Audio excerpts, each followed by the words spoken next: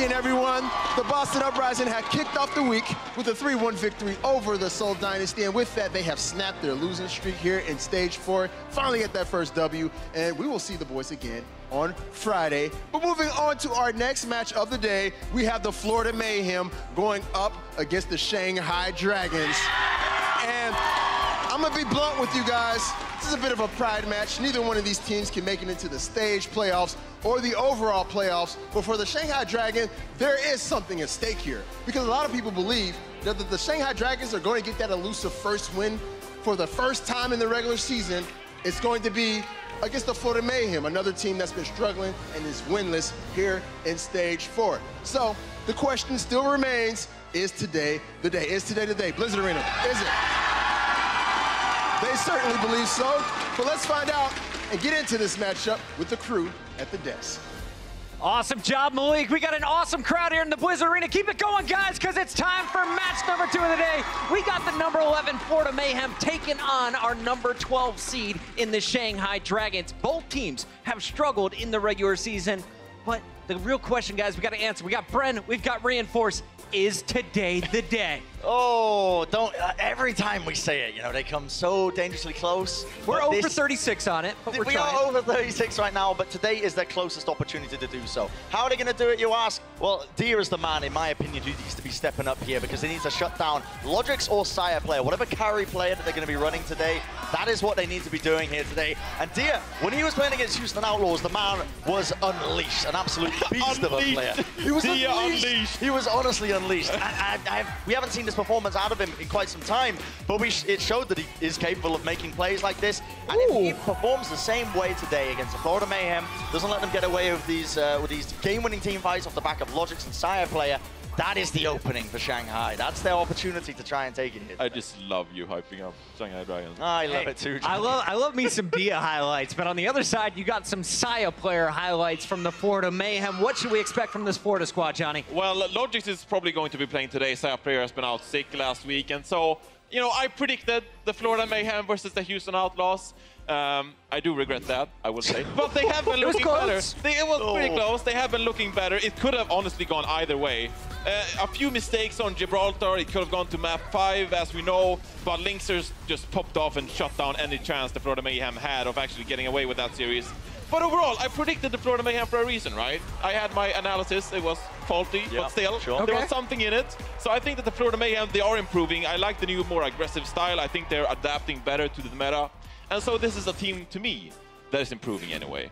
Like you just said about the Shanghai Dragons. So both teams are improving. Sure. All right, Florida has not lost in their previous matchups against the Shanghai Dragons, but today we're going to get the official predictions. And I want to start with you, Johnny. Yeah. Let's make it official. Does Shanghai get their first win of the regular season right now? See, there's one crucial detail missing out.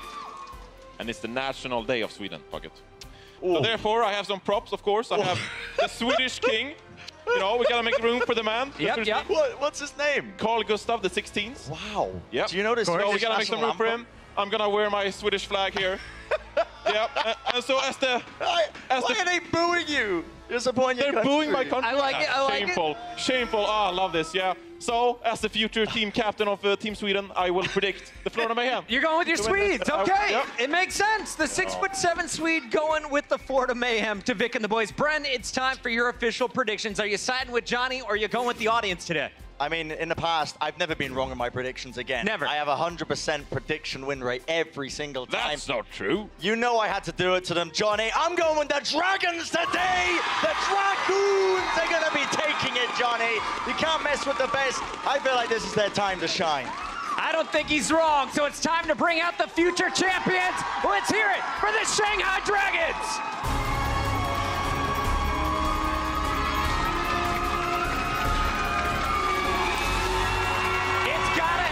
Sometime. Today is your best chance. You know they've been waiting for this this moment. They've been grinding. They've been practicing more than any other Overwatch League team. Will they be able to get it done today? As we take a look at this lineup here, fellas, walk us through some of the key players. Brent. I just want to feel the energy. You want to feel my energy? Look at this squad of gamers, these champions, as they're taking their position on the stage. Mate, they're here to perform. You see Damon stepping in for this roster immediately, screams those Junkrat strategies for Blizzard World. They have a game plan coming into this. They want to try and focus on a specific manner to try and take out Florida Mayhem. Get hyped, Johnny, because this match is going to be a slammer. Johnny, if they are going to pull off the upset against the team you said is going to walk away with the W, who are you looking at other than Dia? I'm looking at Fearless and Gaguri, the front line of the Shanghai Dragons, in my opinion. I don't want to hype them up too much. You know, I'm all about the Florida Mayhem. But I gotta be honest, Fearless has impressed me so far, and Gaguri has had a fantastic diva. So I believe in the front line of the Shanghai Dragons. If they shut down the Florida Mayhem and their aggression, it's going to be the main tank and the off tank. There's the man that you met back in the preseason. Dia has been performing. One of the mainstays of the Shanghai lineup is going to be looked for peeling faces. I can't wait to get this one started. Bren, do you win this one 4-0 or 3-1 today? What a claim bucket. I feel like this is potentially going to a map 5, personally. I feel like we're in for a slobber knocker of a game. Safe bet right there. There's a look at the starting 6 for the Dragons. It's time to bring out their opponents as we bring out the Florida Mayhem. There's the man, Johnny. Your future co-captain, Tavik from Team Sweden, both years of the World Cup, coming back to the main stage as he leads this Mayhem squad. And you picked this team, right? They've been scary in the past against the Dragons in their previous matchups. Who's the one player to watch? Are you gonna ask me that, Bucket? Who is the one player to watch? Well, it has to be Tavik, right? Not biased, hashtag not biased at all. His Genji play, hopefully coming out today. He has been playing some Widowmaker as well.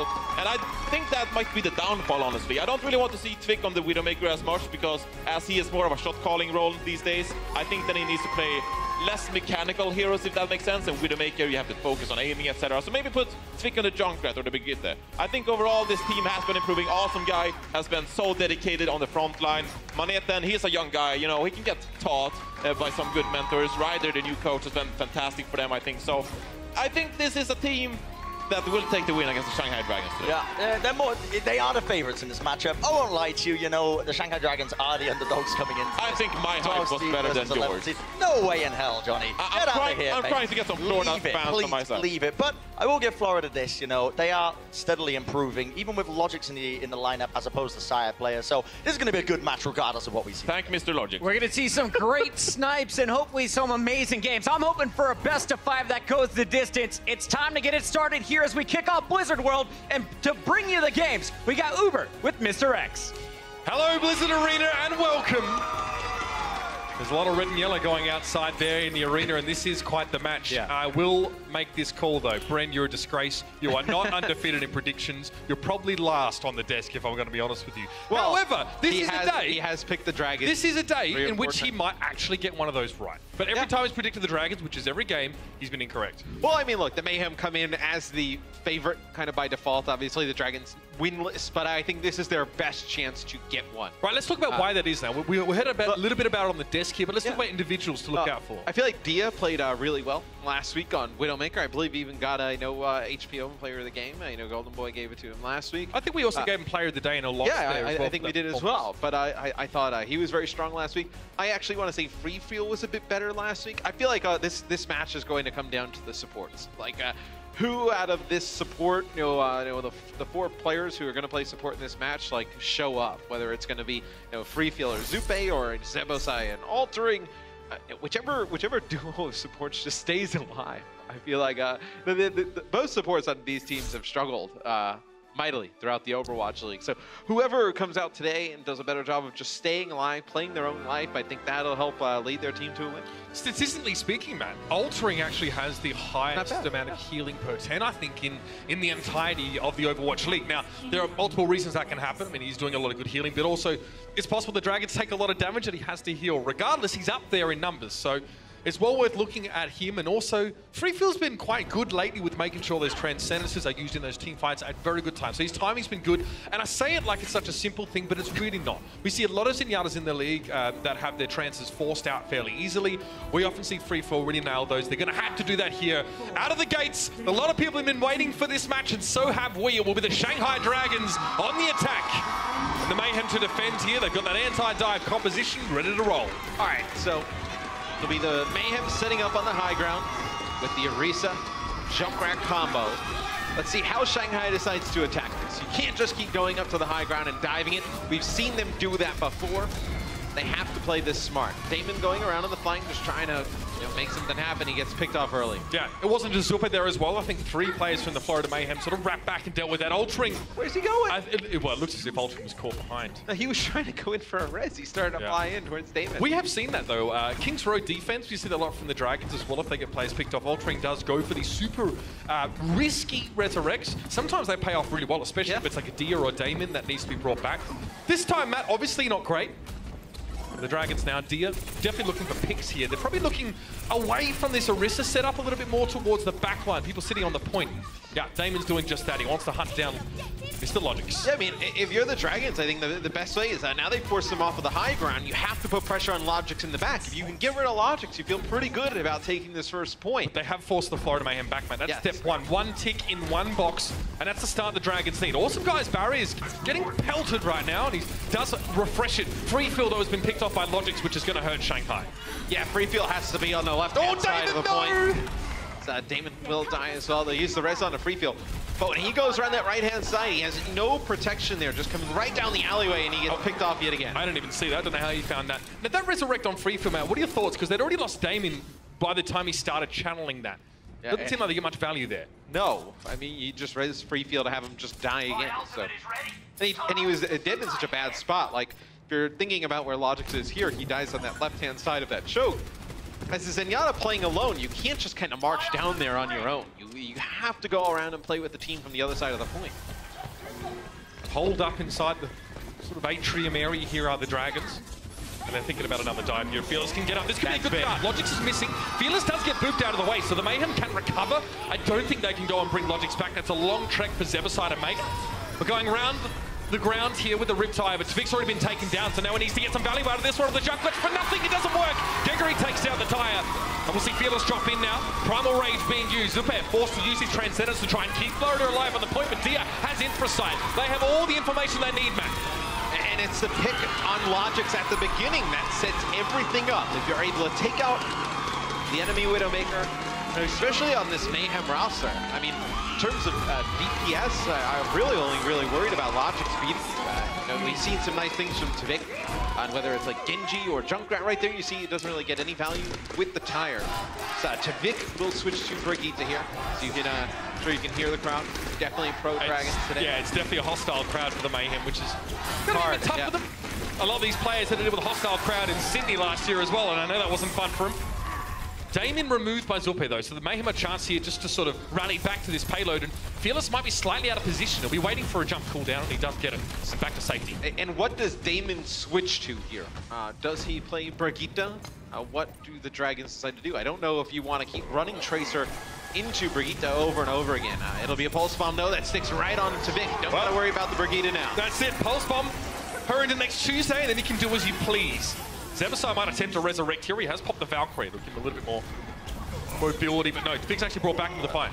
And with this Valkyrie, the Dragons need to get aggressive. There's no reason to pop the Valkyrie and then stand there. You have to use this healing to your advantage. Get aggressive behind that. Yeah. But they lost the player as well. They didn't get the resurrect on Tvik, Matt, so they were running a little bit low on individuals, and maybe they didn't have a lot of peel for their backline to get aggressive with if they were counter-dive. Transcendence here for Zupe now into the fight. You can see Damon's working around the fringes, trying to find targets who aren't currently being healed, but the Mayhem are split now. Their front line is a long way ahead of their back line here, and Zupe comes through. Damon's down. It's a big self-destruct. Altering falls foul of that. And with the Mayhem now to be able to solidify once more. 2 minutes and 10 on the clock. Yeah, that was a really nice Primal Rage from Awesome Guy as well, knocking the supports over towards Manhattan's self-destruct. It'll be Tvik with a rally. Damon will go to Hanzo, so your counter here to the Brigitte will be a double sniper setup. Obviously not ideal for the high ground. You could also have run Junkrat here if you are Shanghai. Junkrat could definitely have pushed some of these players off the cart. The issue is you can't really access the high ground that much. I don't see much value there with Fearless's Primal Rage match. I guess they force Florida back to the payload and prevent them from playing in the choke. They would have went back there anyway. It is that way. Oh, Fearless does use that ultimate. Logix is very low. Diaz on the hunt. One more shot. He's looking for him. Oh, the repair pack's not enough to save Logix. He's down. And Awesome Guy falls to Geggery. Now it's a 4-man squad of Mayhem trying to hang on. And I think they're in deep trouble now. Geggery in the thick of things actually always is. The cleanup crew has arrived and the Mayhem are just a smear on the ground. The Dragons will march on.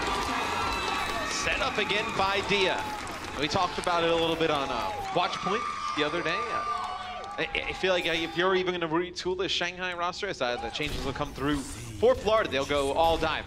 I think Dia definitely, deserves a spot on this team in the future. He has been tremendous. Just keeping the Shanghai Dragons in game. So use Infrasight here. It'll be the Transcendence used from both teams. It'll be also altering using Valkyrie, as that's going to be a dragon that just goes straight through the payload. That's going to get nothing. Attempt to maybe split the Florida Mayhem off, Matt. Divided, they fall. Damon does go down into Vic, but already 2 kills in favor of the Dragons now, and Fearless finds the third. Vic, big effort from him, individually fighting 2 players from Shanghai, but the Mayhem are down a player. Vic's in deep trouble, no options. Did he dash through? No, he's still there. It's a punch to the head, and the Genji's gone. And if you're the Dragons, just stabilize. So you don't have to get back to the cart right away. You can just heal up and then work your way back, and they're going to lose free field. Perhaps that's an overcommitment there, losing the Zenyatta. Maybe they could have just sort of disengaged for a brief moment, yes. Matt retooled and gone back again. Regardless, they're going to have to wait and go one more time. There are 9 seconds left. It's one fight to see if the Dragons can get to this second stage. Geggery will have a self-destruct, a really good ultimate in this spot. Large, wide open area here. So he gets towards point B. Yeah, he's going to go for it. Yeah, it's time. There's no Transcendence available for the Dragons. They're going to get cut to ribbons. Fearless down, and they're looking for free fill now. He's being pocketed. A bit of a kick towards Trick, and he goes for the block. Altering bring one back, but look at this. Free fill finally does fall in the back line. Logix found Geggery as well, which could be trouble now for the Dragons, but Fearless still managing to stand tall, removing the Mercy. Pulse bomb on Madison. He takes to the skies, so no one else is affected by that one. Tavicto arrives back at the scene. It's a flourish. He produces some shurikens and sends Fearless the way of the weary. That'll be it. And the Florida Mayhem hold on. And a hush over the crowd as the Dragons stopped. And I talked about it in the pregame a little bit. It comes down to a lot of these games between teams like the Dragons and the Mayhem to use of ultimates, and specifically your support ultimates. There at the end, Altering uses Valkyrie, and they just sat there. The other team's not using a support ultimate. It's like when you use Valkyrie, they're not just going to come to you. When you use that, you need to be aggressive. You need to be the attackers. Is that not a finger you've also pointed at Florida at some point in this round as well? Yeah, no, it's something from both sides. Is there a reason to not get aggressive behind a Valkyrie in this case? When the other team is not having a Valkyrie up and you're just using your own, on the especially on the offensive side, no. We can take a look at some highlights here from the first round. Altering play, of course. He was on that Mercy, and we did see him go for that rather aggressive resurrect earlier on. He attempted to bring Damon back. This is here the Valkyrie play. So talk us through this, Matt. Yeah, so we'll see what happens here. The Valkyrie comes up. Someone is healing. And you see they're just kind of...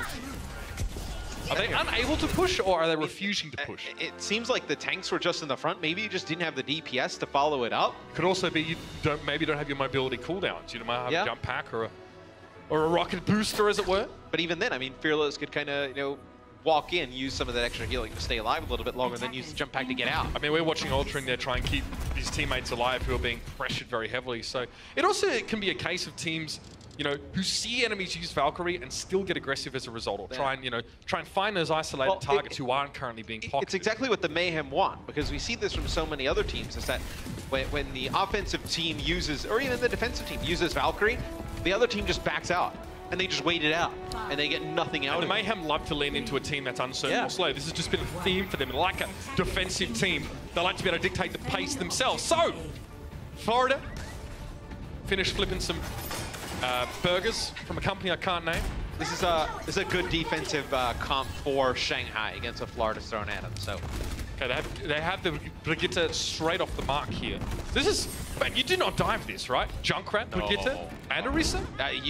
If you are the Mayhem, you'd be kind of crazy to go up to the high ground. That is a hot mess. It's smart. Awesome Guy goes up, just kind of hits the corner, right? Doesn't want to go, he just wants to tickle him a little bit. And they force him off the high ground anyway. And they give it up instantly because you had Logix and Tavik go around and they were able to just poke on the point. Dia, however, fires across the breach and finds Logix. Tavik won't get the kill, especially not with Ultra and giving Dia that healing. So positionally, Flora didn't have to find a first pick to force a response from the Dragons. They do move on to the point. I guess you're playing when you're playing with Brigitte here. Even your Widowmaker's playing with the Orisa. She's not playing right at the back of the point. So no matter who from the Mayhem touches that point, the Shanghai Dragons have to give up that high ground with a large amount of their team comp. Normally we see the Widowmaker sit at the back, who herself can contest for some time. Yeah, I mean, even against the double flankers with Tracer and Genji, you could just send the Brigitte back to the point, right? Just keep a Harmony Orb on her, or you can just pocket her with the Mercy. Oh, I like this. I like that second dive in. Yeah. Great. Awesome Guy goes in for a dive, kind of gets knocked back, gets healed up, and goes again straight away. Damien wants to put an end to this nonsense, and he gets the D-suit on Madison. Tavik goes down. Gegari's Brigitte causing him a lot of problems. And Zembo actually uses their Valkyrie during this, so... Bring Tavik back to what end? They've got... Okay, they've got 5 here. Zulpe's kind of separate from the rest of the team, though. Well, he was. They did get free fuel, so let's see if they can turn this into something. Coming around the corner, they did get the Brit Tire out from Damon. Zulpe is slightly ahead on Transcendence generation, which may be very important here when the fight actually occurs on the point. Dia, that emphasize done now, and it's a trade. So Logix is down to Gegari, but Damon's missing, so a big amount of damage now gone from Shanghai. They're going to hold on here, but Tavik wants to get down and dirty. Looking to that backline, and Ultra does get a resurrect. It's always risky from him, but it pays off big time. Dia's back in the fight. Tavik is down. He still has his blade, but he's forced to be removed. Now we have the Transcendence. Look at Florida. They're pushing forward so much so they're not even contesting the point anymore. And Gegari, she's mad. She's coming forward now with that flail, but the self-destruct could be problematic. Shield up. She stays alive, but she loses that. She can't shield bash until she gets the shield. She now has it once again. The Dragon's defending well. 1:28 left. And I tell you what, the biggest thing out of all of this is Freefield not using Transcendence. He's able to hold on to it during this fight. So it'll be just Manitin on the point. It's a great use of the rally. You hold on to that Transcendence here against Tavik's Dragon Blade. That's the only thing that Florida has to work with. I think this Dragon Blade needs to be huge, but you're going to have the Transcendence in a Riptire on the other side. Shanghai is in such a good spot here, Mitch. And they're looking good, Matt. I have to say, Damien with 9 final blows. Gegari was 7 herself over the course of this map. Dia was 7. Gegari with only 1 death as well. Yeah. She's playing Brigitte now as well, which is harder than it sounds to be a survivalist on that role.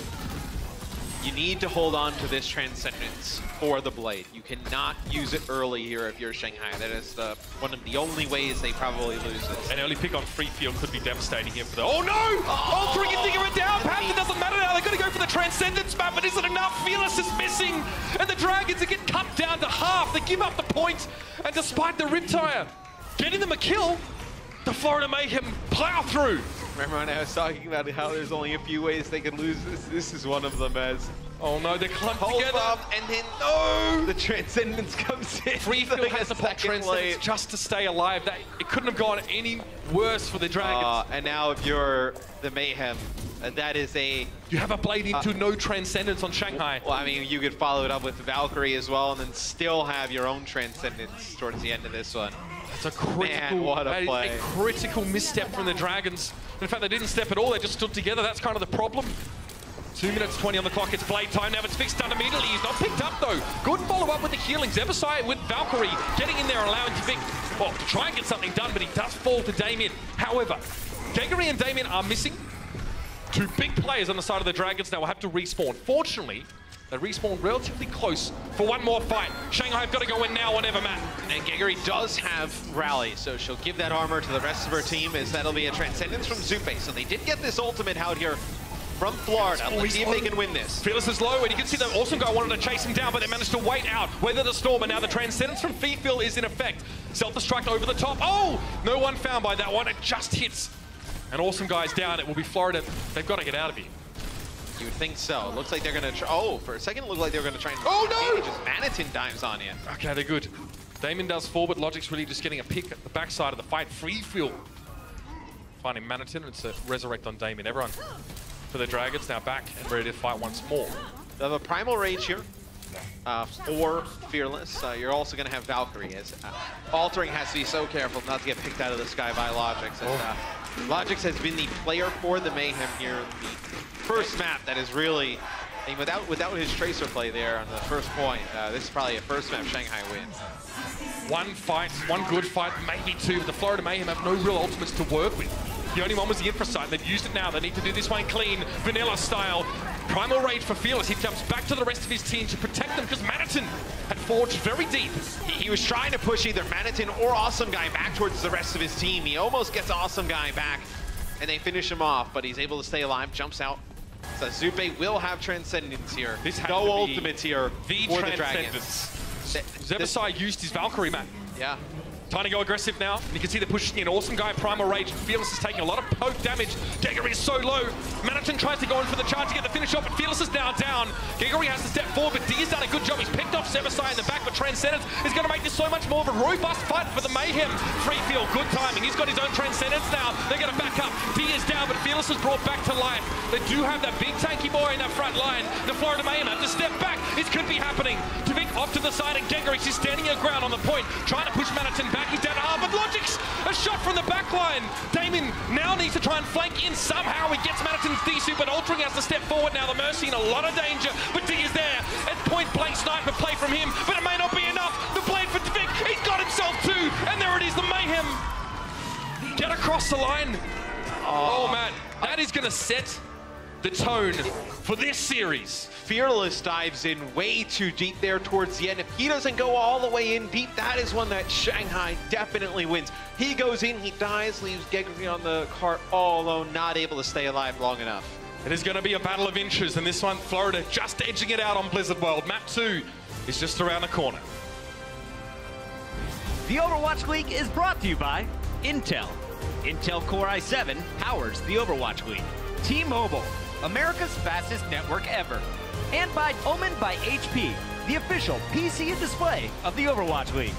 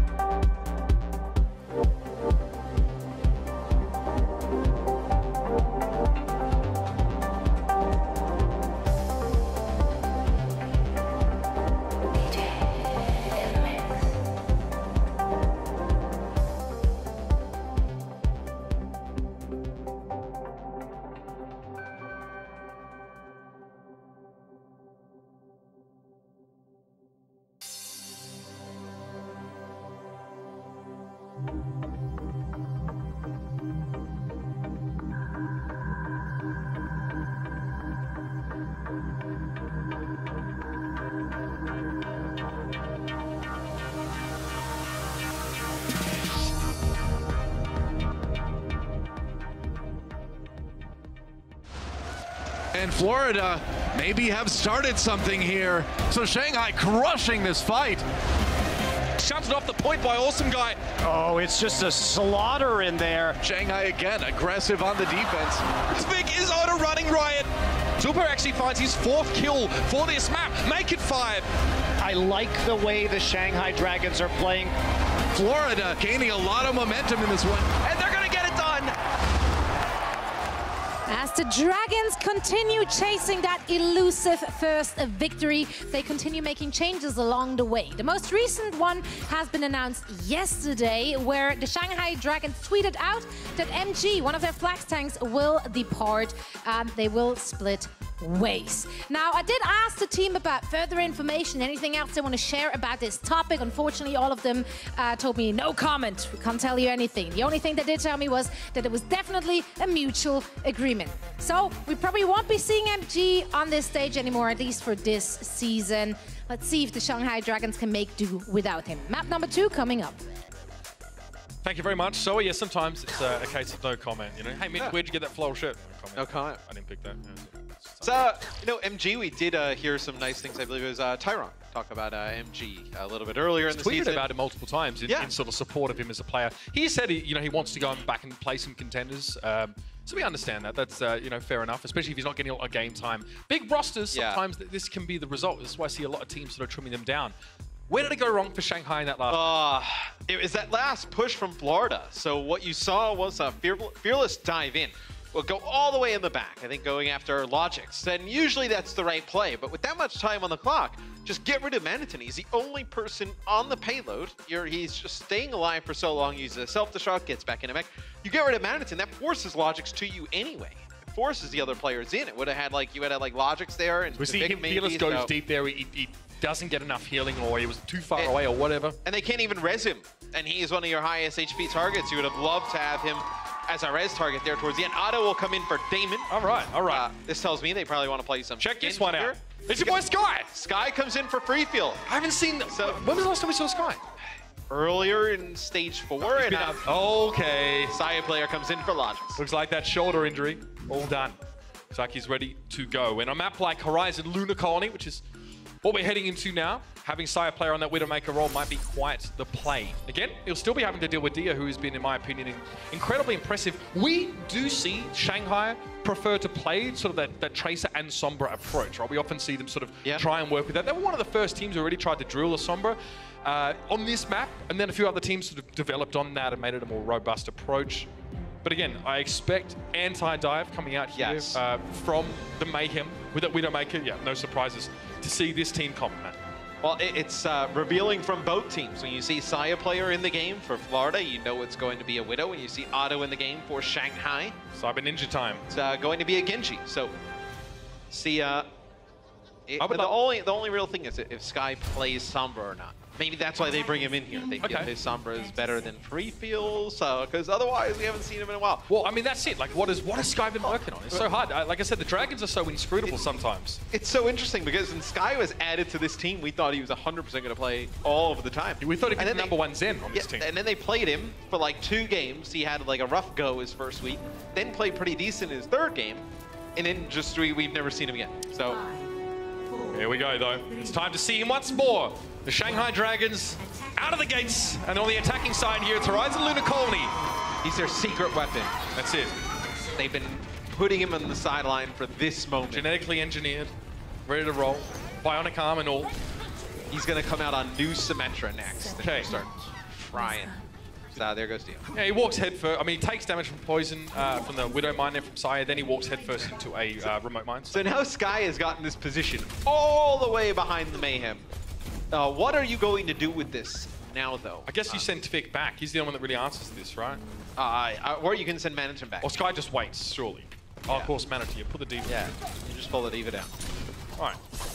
Well, Saya player helping the Dragons with that shot to break down that shield a little bit. Big hit on Geggery. That's going to slow her down somewhat. There's a Riptile already available from Tvik.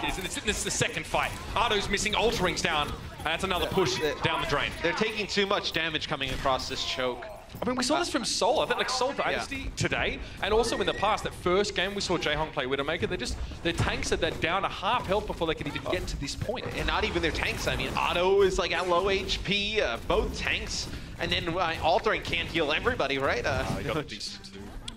All Altering can do is just choose one and put the beam on him. Sky is still behind them. I know, just touching. Dia is there as well. Yep. They're both flankers for the Dragons are on the point, but Ardo's missing. Now maybe, you know, Flora can worry a bit more about turning their attention to the point. They don't really seem too perturbed. It is Manitin the one that's being sent back to deal with this. They're not worried at all, Mitch. They send Manitin back, and then they have Zupe just put a Harmony Orb on him, and he's just been standing there. And they're not worried about them touching the point whatsoever. Diva, one of the best 1v1 heroes in the game. She was definitely better before she had that sort of 30% damage reduction with the micro rockets. But Saya, he's just piecing out. He sees the big monkey. Oh, okay. All right. Ardo had no idea what he was walking into there. I don't think Saya player knew what he was about to shoot at, but he was ready. Reaction time. So that time Florida changed it up. Instead of staying up on the high ground, Dia, yep, he'll fall a little bit later. I mean, when Manitin's protecting him, he just gets to sit there. And... Oh, okay, when do you switch off of this? Is it worth... What do you switch to? Question. You could run triple tank, triple support. You could play like... you could play like Slambulance comp with the Brigitte, Brigitte and... Moira? Yep, Moira in there. Because what I think they're doing here is they're playing around this EMP, which they're going to get, and then it's probably just you're gonna get hit with like a Riptire or something. There goes Otto. This might force Altering out of hiding, which is what Saya player was waiting for. Otto may never get a Dragon Blade during this. It's right now only at 74%. Not really his fault, to be honest. I mean, they haven't made any progress really past this choke at all. Otto needs to be a little bit closer to get damage done and charged. Yeah. Unfortunately, they've been held at arm's length very effectively. This is what the Florida Mayhem do, though, man. They're very competent defensively and against slower teams who are less coordinated in dive. I mean, right now, Otto has more damage reflected than damage done. So that would tell you... That's... Okay, that's pretty bad. Here's the EMP, though. Sky hoping to start something off here, but Geggery... Her mech's already been removed and the Transcendence was still able to be used by Zupe. Sky not able to shut down the Zenyatta in that fight. That might have been the most important target for him. However, there's more work to be done. Ardo's here laying the foundations for a push to the point at the Dragon Blade. He's up in the air. Great boot from Manitin, though! He sends Skyward and Zupe finds him. Skeet shooting now. Dia trying to go for the pulse bomb. He does get Awesome Guy and stuck, I guess, on the right side of the shield there. Shanghai are very low on players here, and Awesome Guy's back in the fight. They've lost Altering. Yeah, and that just gets res right up, so... Zupe's having a really good round. So they have committed to this Sombra comp. It has not paid off here, Geggery, with a self-destruct. That's all you're going to have to work with here. So Tavik has a Riptire. This is going to be a full hold from Florida. Saya player sitting back, and Geggery might have something to say about that map, but what can she do about a Riptire? She can desuit, get their mech back. Geggery pulled back in, though, but isn't denied that resuit. She's got to get back in that one in just a moment. Saya player, probably not feeling super comfortable playing around these close quarters, and Fearless goes in. He was low, but Saya can't find the shot. Bubble was put down. The Awesome Guy sitting towards the back of the point, and Sky steps up. Saya player actually goes down ultimately towards Geggery, but Awesome Guy stands tall. That barrier is doing so much work right now for the Florida Mayhem on the point. Fearless is back, big stick. Zebasai very low, and Dia wants to try and chase him down. He's found him. Now the Dragons start to find a bit of momentum. It's not over yet. Awesome Guy puts the bubble up. He gets behind, though. It's Dia looking for the finish with the Pulse Pistols, and it's just Manitin. He'll be desuited now. And it's a strange new world he had to face outside of the mech. The Shanghai Dragons will stay in the map, and they're going to crack at point B. How did Shanghai take point A on Blizzard World, Mitch? It was a Riptire from Tavik that got nothing. Yep. How do they take point A here on Horizon? They use a Riptire to get a Diva mech and just a self-destruct. You would have went after Altering. Just ressuits. Yeah, you could have killed Altering with that. They're just kind of I feel like Saya player didn't want to... Oh, Sky's been found here. Yeah, it seems Tavik knew someone was encroaching on their territory. But Sky actually wants this. He was more than happy for them to step forward. That EMP could be back-breaking here for the Mayhem. Tavik, keenly aware of that. If he gets EMP'd, he has no shield. He can't shield bash, obviously. He doesn't have abilities. You also can't shield bash without a shield, but Dia's down. He must have got stun comboed out, and Sky may be realizing now it's going to be a bit hard to get in here. So Altering does get the res off on the Dia. You will lose Sky. You're going to lose Fearless here, so the Mayhem should be able to hold on. I do want to say, going back to point A, as the fight's kind of done here on the first push on point B.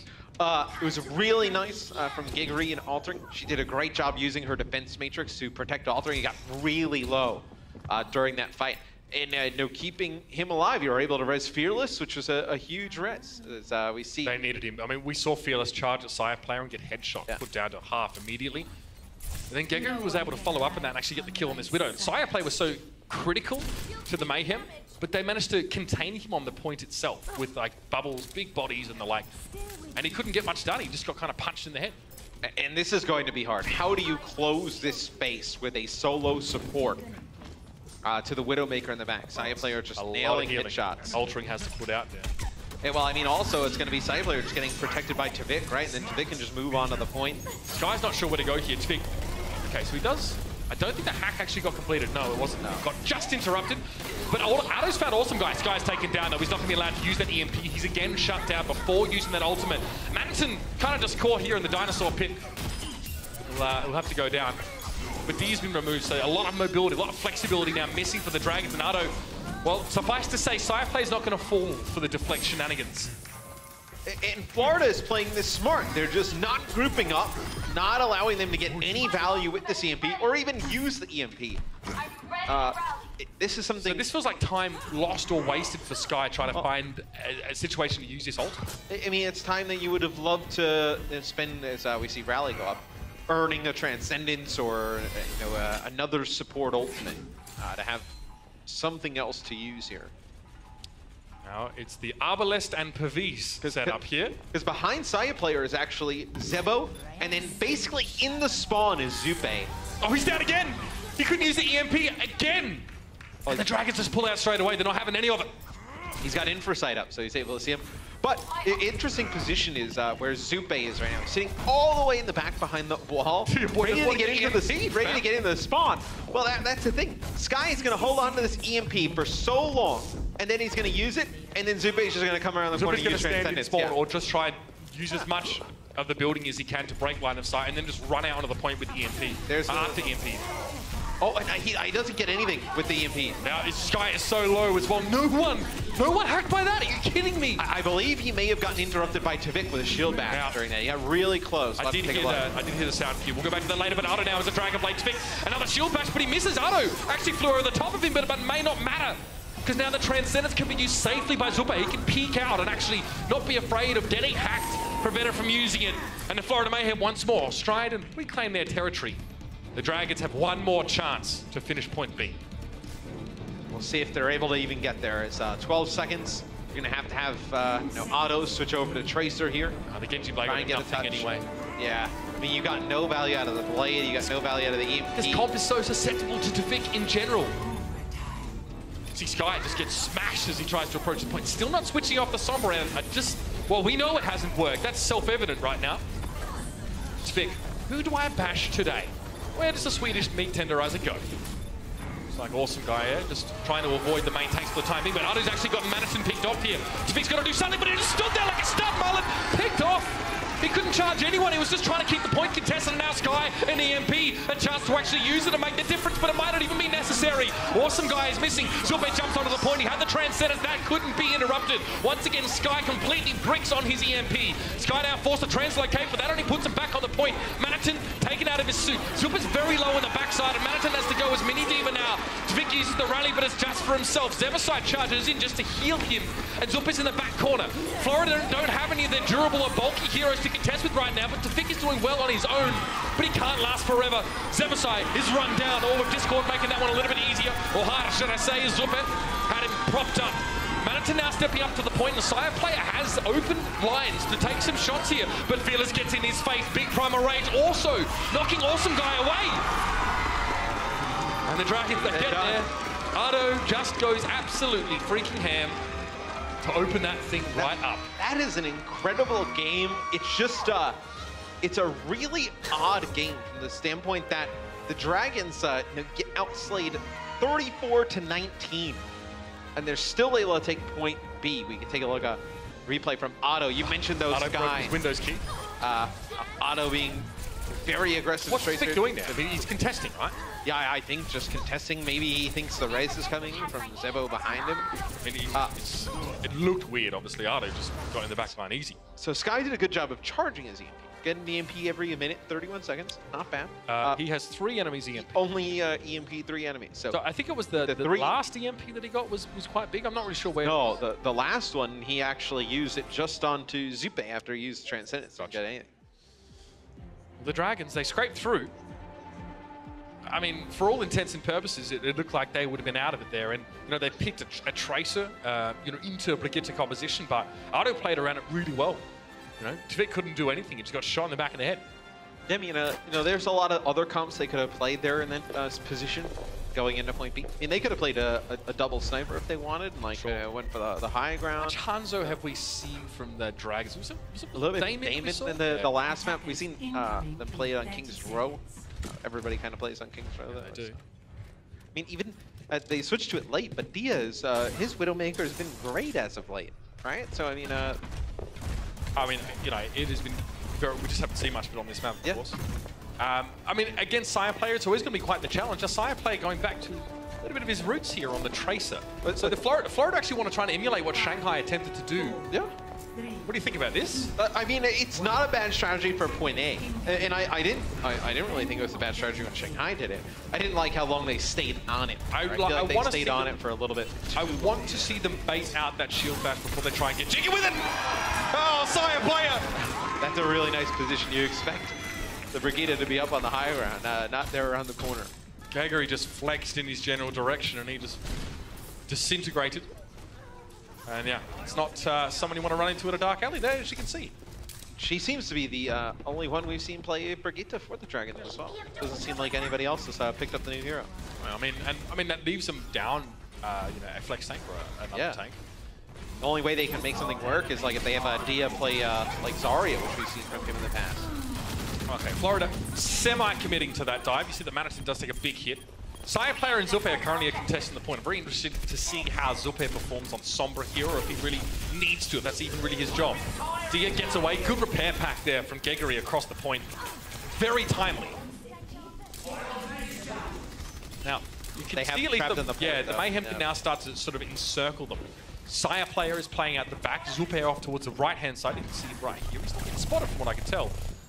Or perhaps they know he's there. They just can't do anything really about these two. Until they get close enough to Gregory for a bash or fall into a halt, they kind of have free reign. Who goes over the top? It's Manatee. He's looking for the supports here. So Gregory now turns their attention to protecting the backline. It's being forced into a deflect, and he goes down. Sky gets the finish. Pulse Bomb does deal with Fearless, but that's not enough for Florida to be going on with. And that's a fight where Florida used their Valkyrie. So you're able to charge that ultimate rather quickly. So much poke damage coming down onto the point from the opposite side from Otto playing Junkrat, but you're able to withstand on through it. But that's your only support ult, right? You don't have anything else to work with. I mean, look how Shanghai Dragons looking so good, Matt. They have, between now and the end of the round, they have a Transcendence, a Riptire, Rally. They're one play away from winning Blizzard World. This is going to be a very close series. I know we kind of joked a little bit with Brent at the desk, but at least on our first look here, that looks much closer. Yeah. Riptire in from Otto. Yeah, nice pick off. That Zebaside down. Sire player again gets the Frog Queen treatment. That whip shot to finish the Tracer. It's a great use of Riptire, though. If the other team is going to play a solo support when you have an ultimate like Riptire, punish them for it. Use it. Get that support in the back. I mean, Gregory will use the rally to get everybody toughed up on armor. There's a world where a big EMP from Zupe gives them something, but again, EMP works on shields. Well, I will say this. They'll get a good value EMP if they do exactly how they did the last time. They forced them down into that corner. They're going to get a very good EMP. It does get protected here. So trying to sneak in.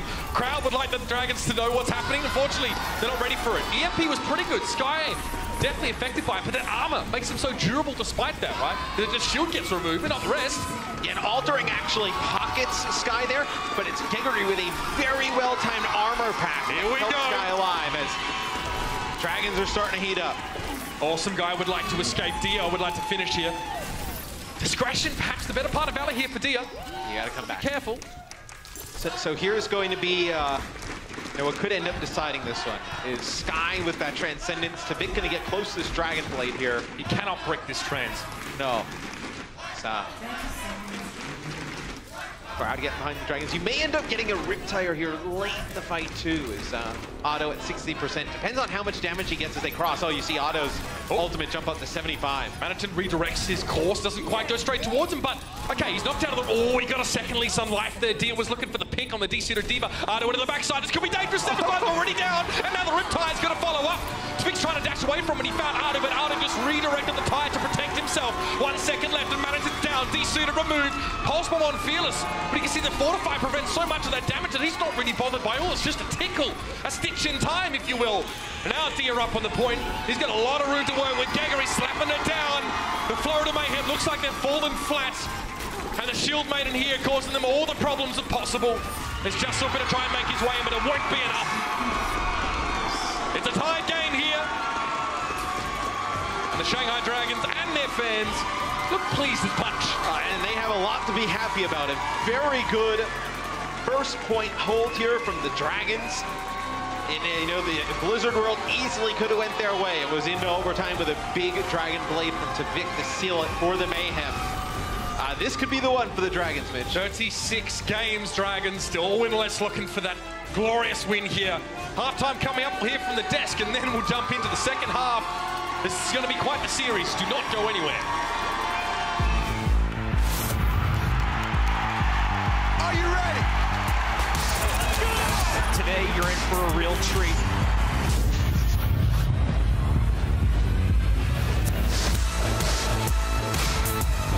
There's no stopping him.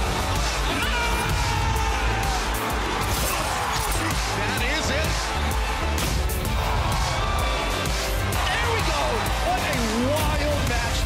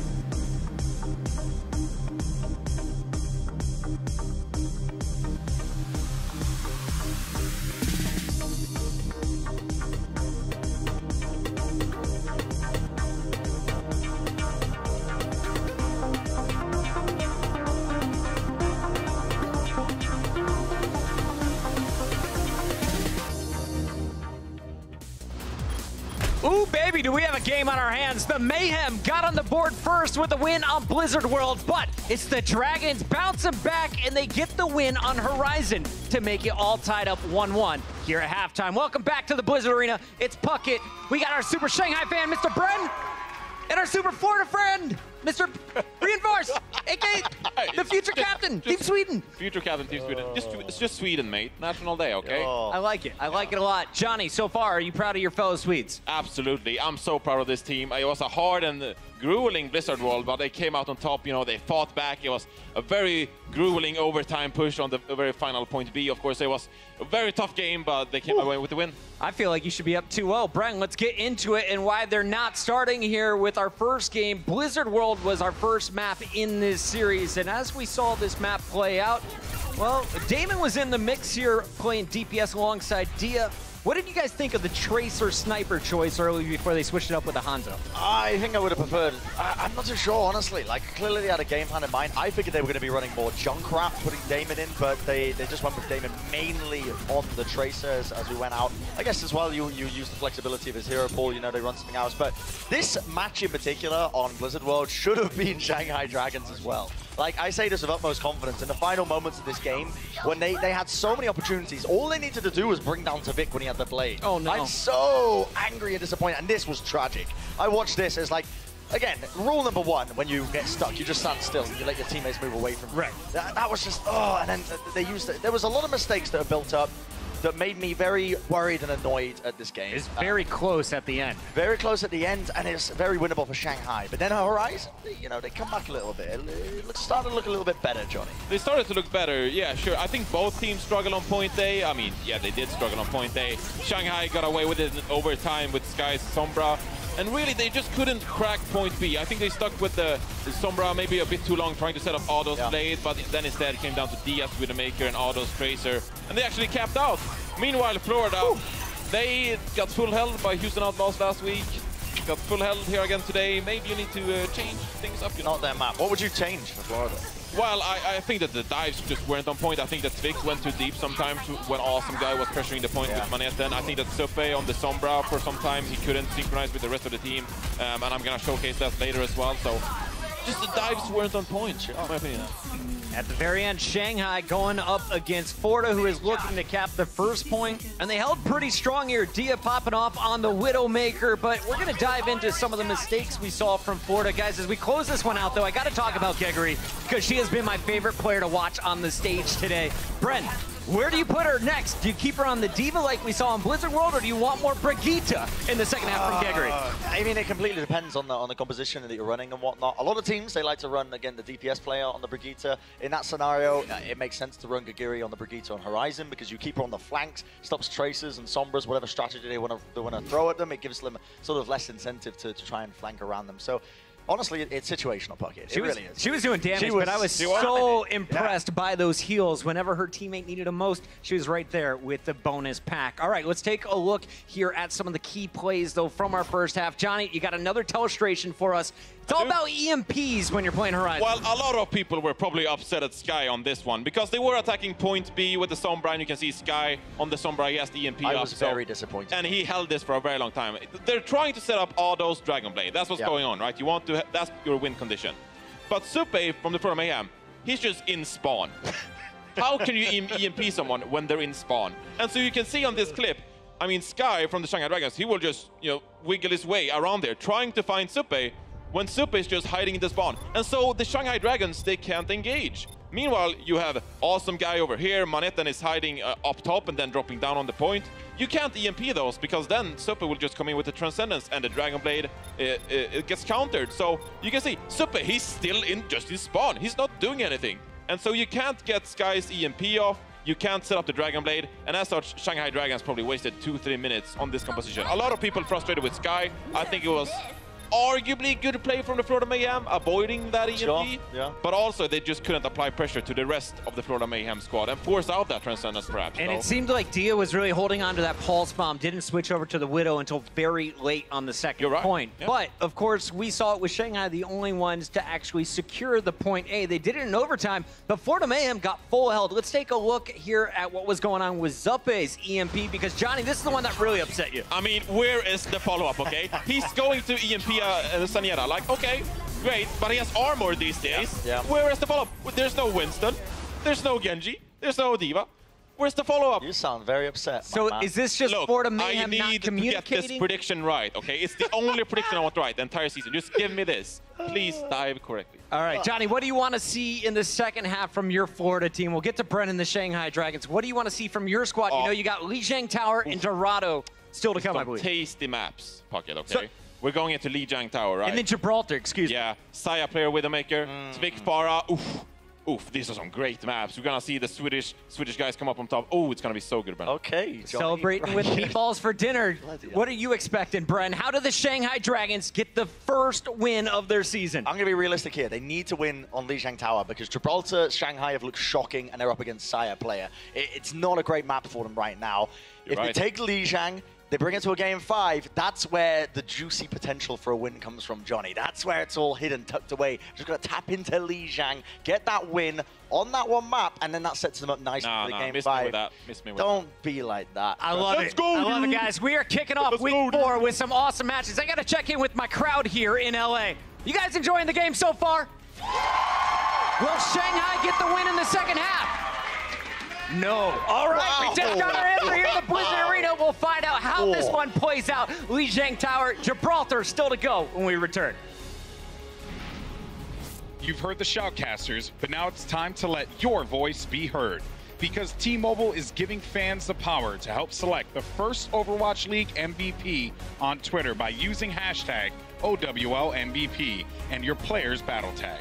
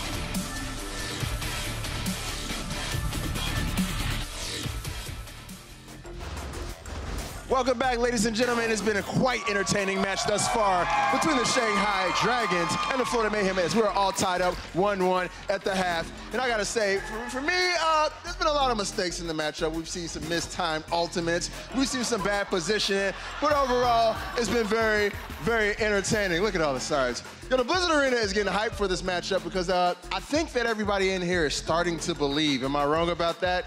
Do you guys believe? They believe. Well, guys, I don't want to hold things up. I want to get into the second half and see if Shanghai's able to pull this off. So why don't we go ahead and jump straight back into the action with our casters, Uber and Mr. X. Yeah, we're all about that one, Malik. This one could be straight fire, I'm telling you. I really do think if Shanghai sort of take Blizzard World away, they're going to win. They would that's win one they the need. series, That's right? the one they need. Go into the halftime 2-0. I definitely think that's a crucial one here. Lijiang Tower, I mean, we've actually sort of seen the Mayhem. We saw them previously up against the Dynasty. Pretty solid on this particular map. I mean, the Dynasty, though, don't look very good, though. So take that with a grain of salt. That is true. I mean, we even spoke to Cookie from the Dynasty, and he said that he had a feeling that this would be where Shanghai got that win. That's coming from, obviously, a team who just played them. So it is going to be an interesting one. I think it's going to be night market first, so expect to see the Farah play. Free fill back in for Sky. Yep, and they'll keep everything else the same. Saya player stays in here for the Florida Mayhem. Interesting, I believe we had a little bit of a lower third area that showed like earlier that showed the win percentage. Actually, it's a lower with Saya player in the line. Isn't that curious? But I do 23% probably. I do believe that relates directly to the strength of the communication of the roster, which is something that I sort of hang out with the Florida guys a fair bit, chat to them outside. I've sat in their scrims before as well, and that's something that's super important to them. It's part of one of the core values of their team, and I think that's, you know, we know that Saya Player was out injured, right? But even sort of sometimes when he's been fine and not playing, it's been a matter of communication. So Florida want to hope that that is just airtight, because the Dragons have been working on theirs as well and have done very well considering the different languages across their own team. We're out of the gates here, the Dragons here, they've got the Genji Tracer dive, the Mayhem, completely different composition. Farah, Widow. And they're going to play Lucio Zen in terms of supports. You're going to be behind on a ton of healing because Ebosai has Mercy a little bit down. Obviously, much more healing than Lucio. And without a raise. You see Zupe get low there as Dia tries to dive in. A really nice executed play, though, as Fearless comes right on top of him. That's that spicy new Shanghai dive, Matt, that we didn't really see until Fearless, Gregory, and Ado were added to this roster. And you take the point there. You're happy enough with that. Madison gets desuited. With Dia just pushing in. Something tells me the crowd's happy about this, Matt. Yeah. You know, the crowd has been behind Shanghai every day that they have been playing here. As here in Lijiang. Sorry, but Madison would actually play the Rhine, but it'll be ridiculous. No, he switched off of it. He actually got demeched at the end of the last fight by Dia. What comp do you like more here, Matt? But in my opinion, I just don't think Lucio is like a great healer to have here towards the point. I think right now in the current game, I mean, you look at obviously Zen, incredibly important. I put Mercy right there up with Zen. I mean, Super is being left on his own to deal with Dia. How is that fair? How is that a reasonable expectation to have of your Zenyatta player? And the thing is, if you are the Mayhem, they don't have a Mercy to pocket free feel. Free feel is somebody who's kind of struggled to keep himself alive, as I believe Saya actually gets that health pack, as then he also has a Harvey Orb on him. But yeah, you have to jump on free feel in this type of situation. He doesn't have the support of a Mercy there able to keep him up. Madison, what are you doing here? He's first out of the gate. Okay, so he's waiting for Awesome Guy. Yeah, Awesome Guy's going to be there as well. Dia and Ado are causing a lot of problems here, and they need to get the D-suit on Gegri before they can do anything, but Ado hunts down Saya player. That's a problem for the Mayhem. They've been shut out completely so far. Barrage, wow. Just chuck it in the bin, mate. Straight into a defense matrix. He must be planning to switch off the Farah, because that was not good. Ado does use a Dragon Blade, though, solo to go in to kill Saya player, as Saya will switch to Tracer here. Just to try and maybe stay on the point. He's actually getting dueled out here by Dia. They admit they can't win with this particular composition. They're going to stay with the Farah. Yeah, okay. Awesome Guy, body blocked briefly, and look, he has to leave his backline unattended. Zupe has to use a Transcendence just to try and stay alive. Under the onslaught the Dragons are bringing, they are mad. And Dia now with a pulse bomb. Yeah, that's a nice little gift for Madison to adorn what remained of his mech. Awesome Guy's too low. Otto picks him up now, and it's going to be all about the Dragons on the point. It's Justific. Pulse bomb from Sire player. Finds Fearless, but it may not be enough here with Vic already falling. Sire is so low when Dia gets the job done. That's it. Round 1 for the Dragons. What a strong statement to make here early on. Can't complain about that. The Widow Farah comp completely crumbles from the Mayhem. 12 limbs, 4 final blows with 0 deaths. Otto did a nice job finishing players off 6 final blows. So, see what... Okay, so what does Florida decide to do? I thought they should have switched off of that Farah as well. The crowd still get behind the Dragons here. So, the Dragons, they don't play a ton of Rein Zarya. It's not been their strength. Do they decide to play the D.Va with Winston here? It looks like what they have out early. Okay. So this is definitely not a standard composition from the Dragons for this map now. We know we generally do see Rein Zarya, Widow, McCree, and the Junkrat. Shanghai completely bucking the trend. Does this look good? What we've seen from Shanghai in the past, you know, Gigery and Fearless don't have the greatest coordination with their Reinhardt and Zarya play, as they're much more comfortable playing the Winston D.Va as they get that first pick on a Tivik. That's going to force them to back out. They'll get the res, though. Okay, but the Dragons have control of the point now. The Dragons will always have to commit to a fight they want to win. They need to dive. That's just how their composition works. But Dia already got into the back and found Tivik once.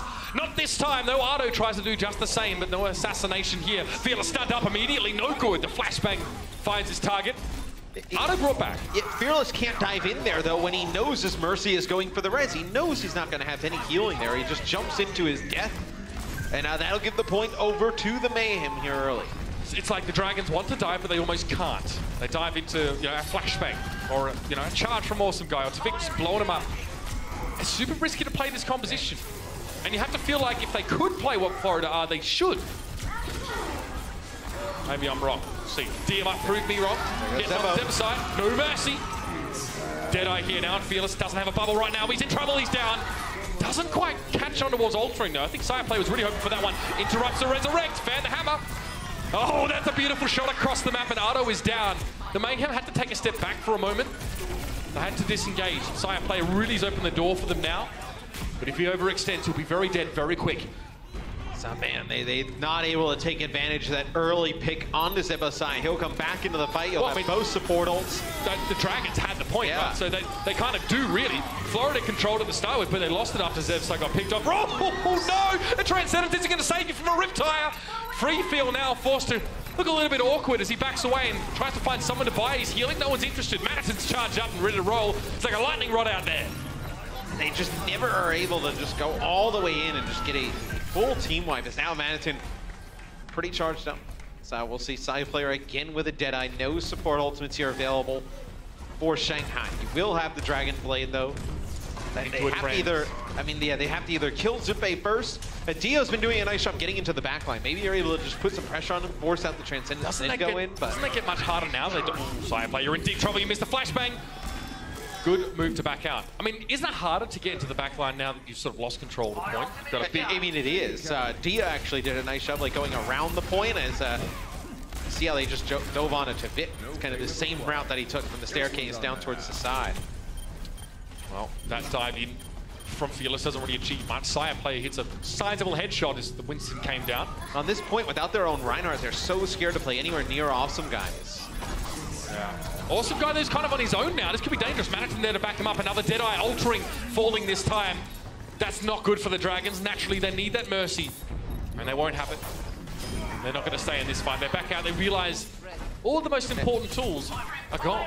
And you can see that by them not switching off to like a Rein Zarya composition or whatnot, they just don't really have any faith in playing that type of composition here. You have a Grav, Matt. You play forward on this. The Dragons Shatter as well. The Dragons can only get one player into the point. Sire Player will have to 1v1 against Dia, so watch the health bars up the top. Here's that Graviton Surge. Awesome Guy will hold onto his Earth Shatter, and it's good that he does. That wouldn't have worked out too well. He tries to get back to the point. Riptide goes over his left shoulder. Where does Tivik want to point it? Okay. Doesn't even get the D-suit on Gregory. Now the Dragon Blade coming in here for Otto. We found Tivik early, but it was an Earth Shatter to put him on the ground. Gregory D-suited here, and Ultraing still out to try and give some healing, but they lost Fearless, Matt. They're going to lose Dia as well. The McCree going ham. Ado behind him though, Matt. This could be big. He really needs to get more work done. He's got three already. Charging towards Gegri now. Awesome guys off the point though. We can't really contest it. Zebasai falls to Ado, of course. That was a huge kill. Ado's reign of terror finally brought to an end. But Madison also has to give up his life to do so. It's 2v4 right now on the point, and they can't stand up. They can't hold a heat. Tvik is taken down, and Ado was the man who set that up for the Dragons.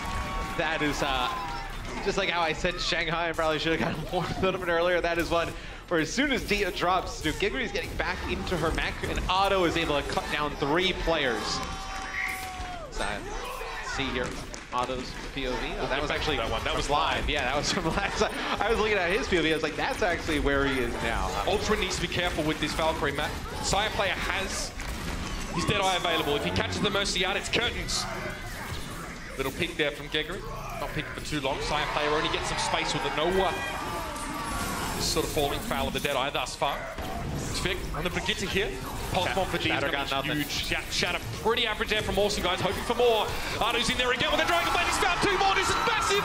He's looking for a third, but he can't quite catch up to Zebasai, but that's okay. The Dragons hold off for now. Sire player's going to be trying to stagger out here, and McCree not overly mobile, but they do not choose to follow. Do they know he's there? Do they know where Sire player is? Yeah, they damaged him. Let him go. Yeah. So Manitin will have grab. It's got to be real good, and it's got to be now. Great dive here as well, but if they can catch Fearless, it could be over. The Pulse Bomb finds nothing but Zebasai's down. The Dragons are doing it here. Graviton Surge from Manitin can't follow it up with his own damage. Dia gets behind him and takes him down. It's just Awesome guy on the point, not so awesome now. Tvik finds Fearless, but Jumpe's going to do this all on his own. He's nothing but an ornament on the point right now. Just for stylistic value, Tvik charging forward, doesn't even get the shield bash properly. Zebasai in there on the Lucio. Sire player's going to come in via the doorway, but overtime is ticking down oh so quickly, and he can't get there. He gets dove, sent back to Santa Fe in a body bag, and now it's Madison to try and hold up against all of the Dragons. Awesome guy also steps up, but he's against 6 players, and they get a lot of damage. No chance here for the Mayhem. And the Dragons inch ahead in the series. It's 2-1, Shanghai. 1 game away from getting their first win of the season. Gegri goes 25 limbs, 9 final blows, only 1 death there for the Dragons. For me, though, Ado was tremendous. His Genji play really led them to a victory here at Lijiang. The only time I've seen him be a Genji player on that point was actually from a Florida Mayhem player who was swooshed back at the takeover. All right, map 4 just around the corner. I don't think I need to tell you not to miss this. The Overwatch League is brought to you by Sour Patch Kids. Sour, sweet, gone.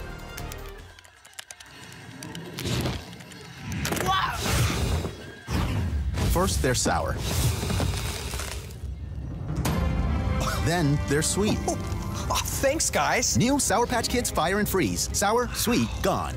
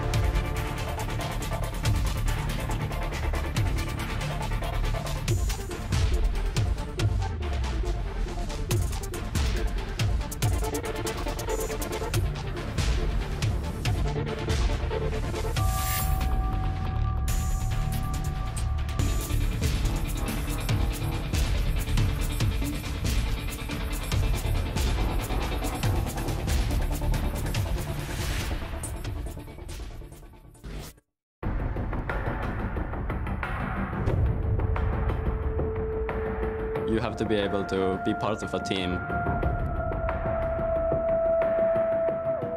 You need to be at the right place at the right time. They know exactly what they want to do every fight. People talk about history. I want to be in that discussion.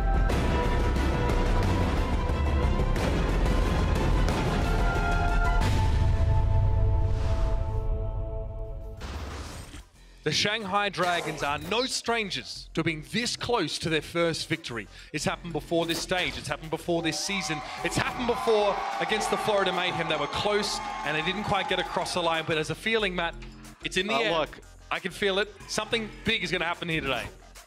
This series could have been a win for Shanghai already. I mean, Blizzard World was that close. They were like one play away. It was in overtime, and they ended up losing it. Like, we've joked a lot about, with the other talent here on the show. Like, is today the day we come in? Shanghai's playing NYXL. Today's the day. No, they play this team. We came in today and nobody even said that because we knew today, legitimately, could have been the day. So they have looked very strong today. Look, I mean, it's something we've been thinking about for a while. I mean, Shanghai as a team have just won people's hearts en masse with their dedication, their ability just to get back up and keep going. And yes, a win here doesn't really make a big difference in the grand scheme of things at all, but for them, it's an oasis they've been chasing for a long time. Yeah, I mean, you want... Okay, so they've only been up 2-1 once before against Fuel way back in stage 1. So they haven't been in this position while they have gone to game 5s. They've been 2-2 before, yes. But they started that one being 1-2 down to win map 4. So it'll be Florida on defense, kick things off. They will play Brigitte here at the start.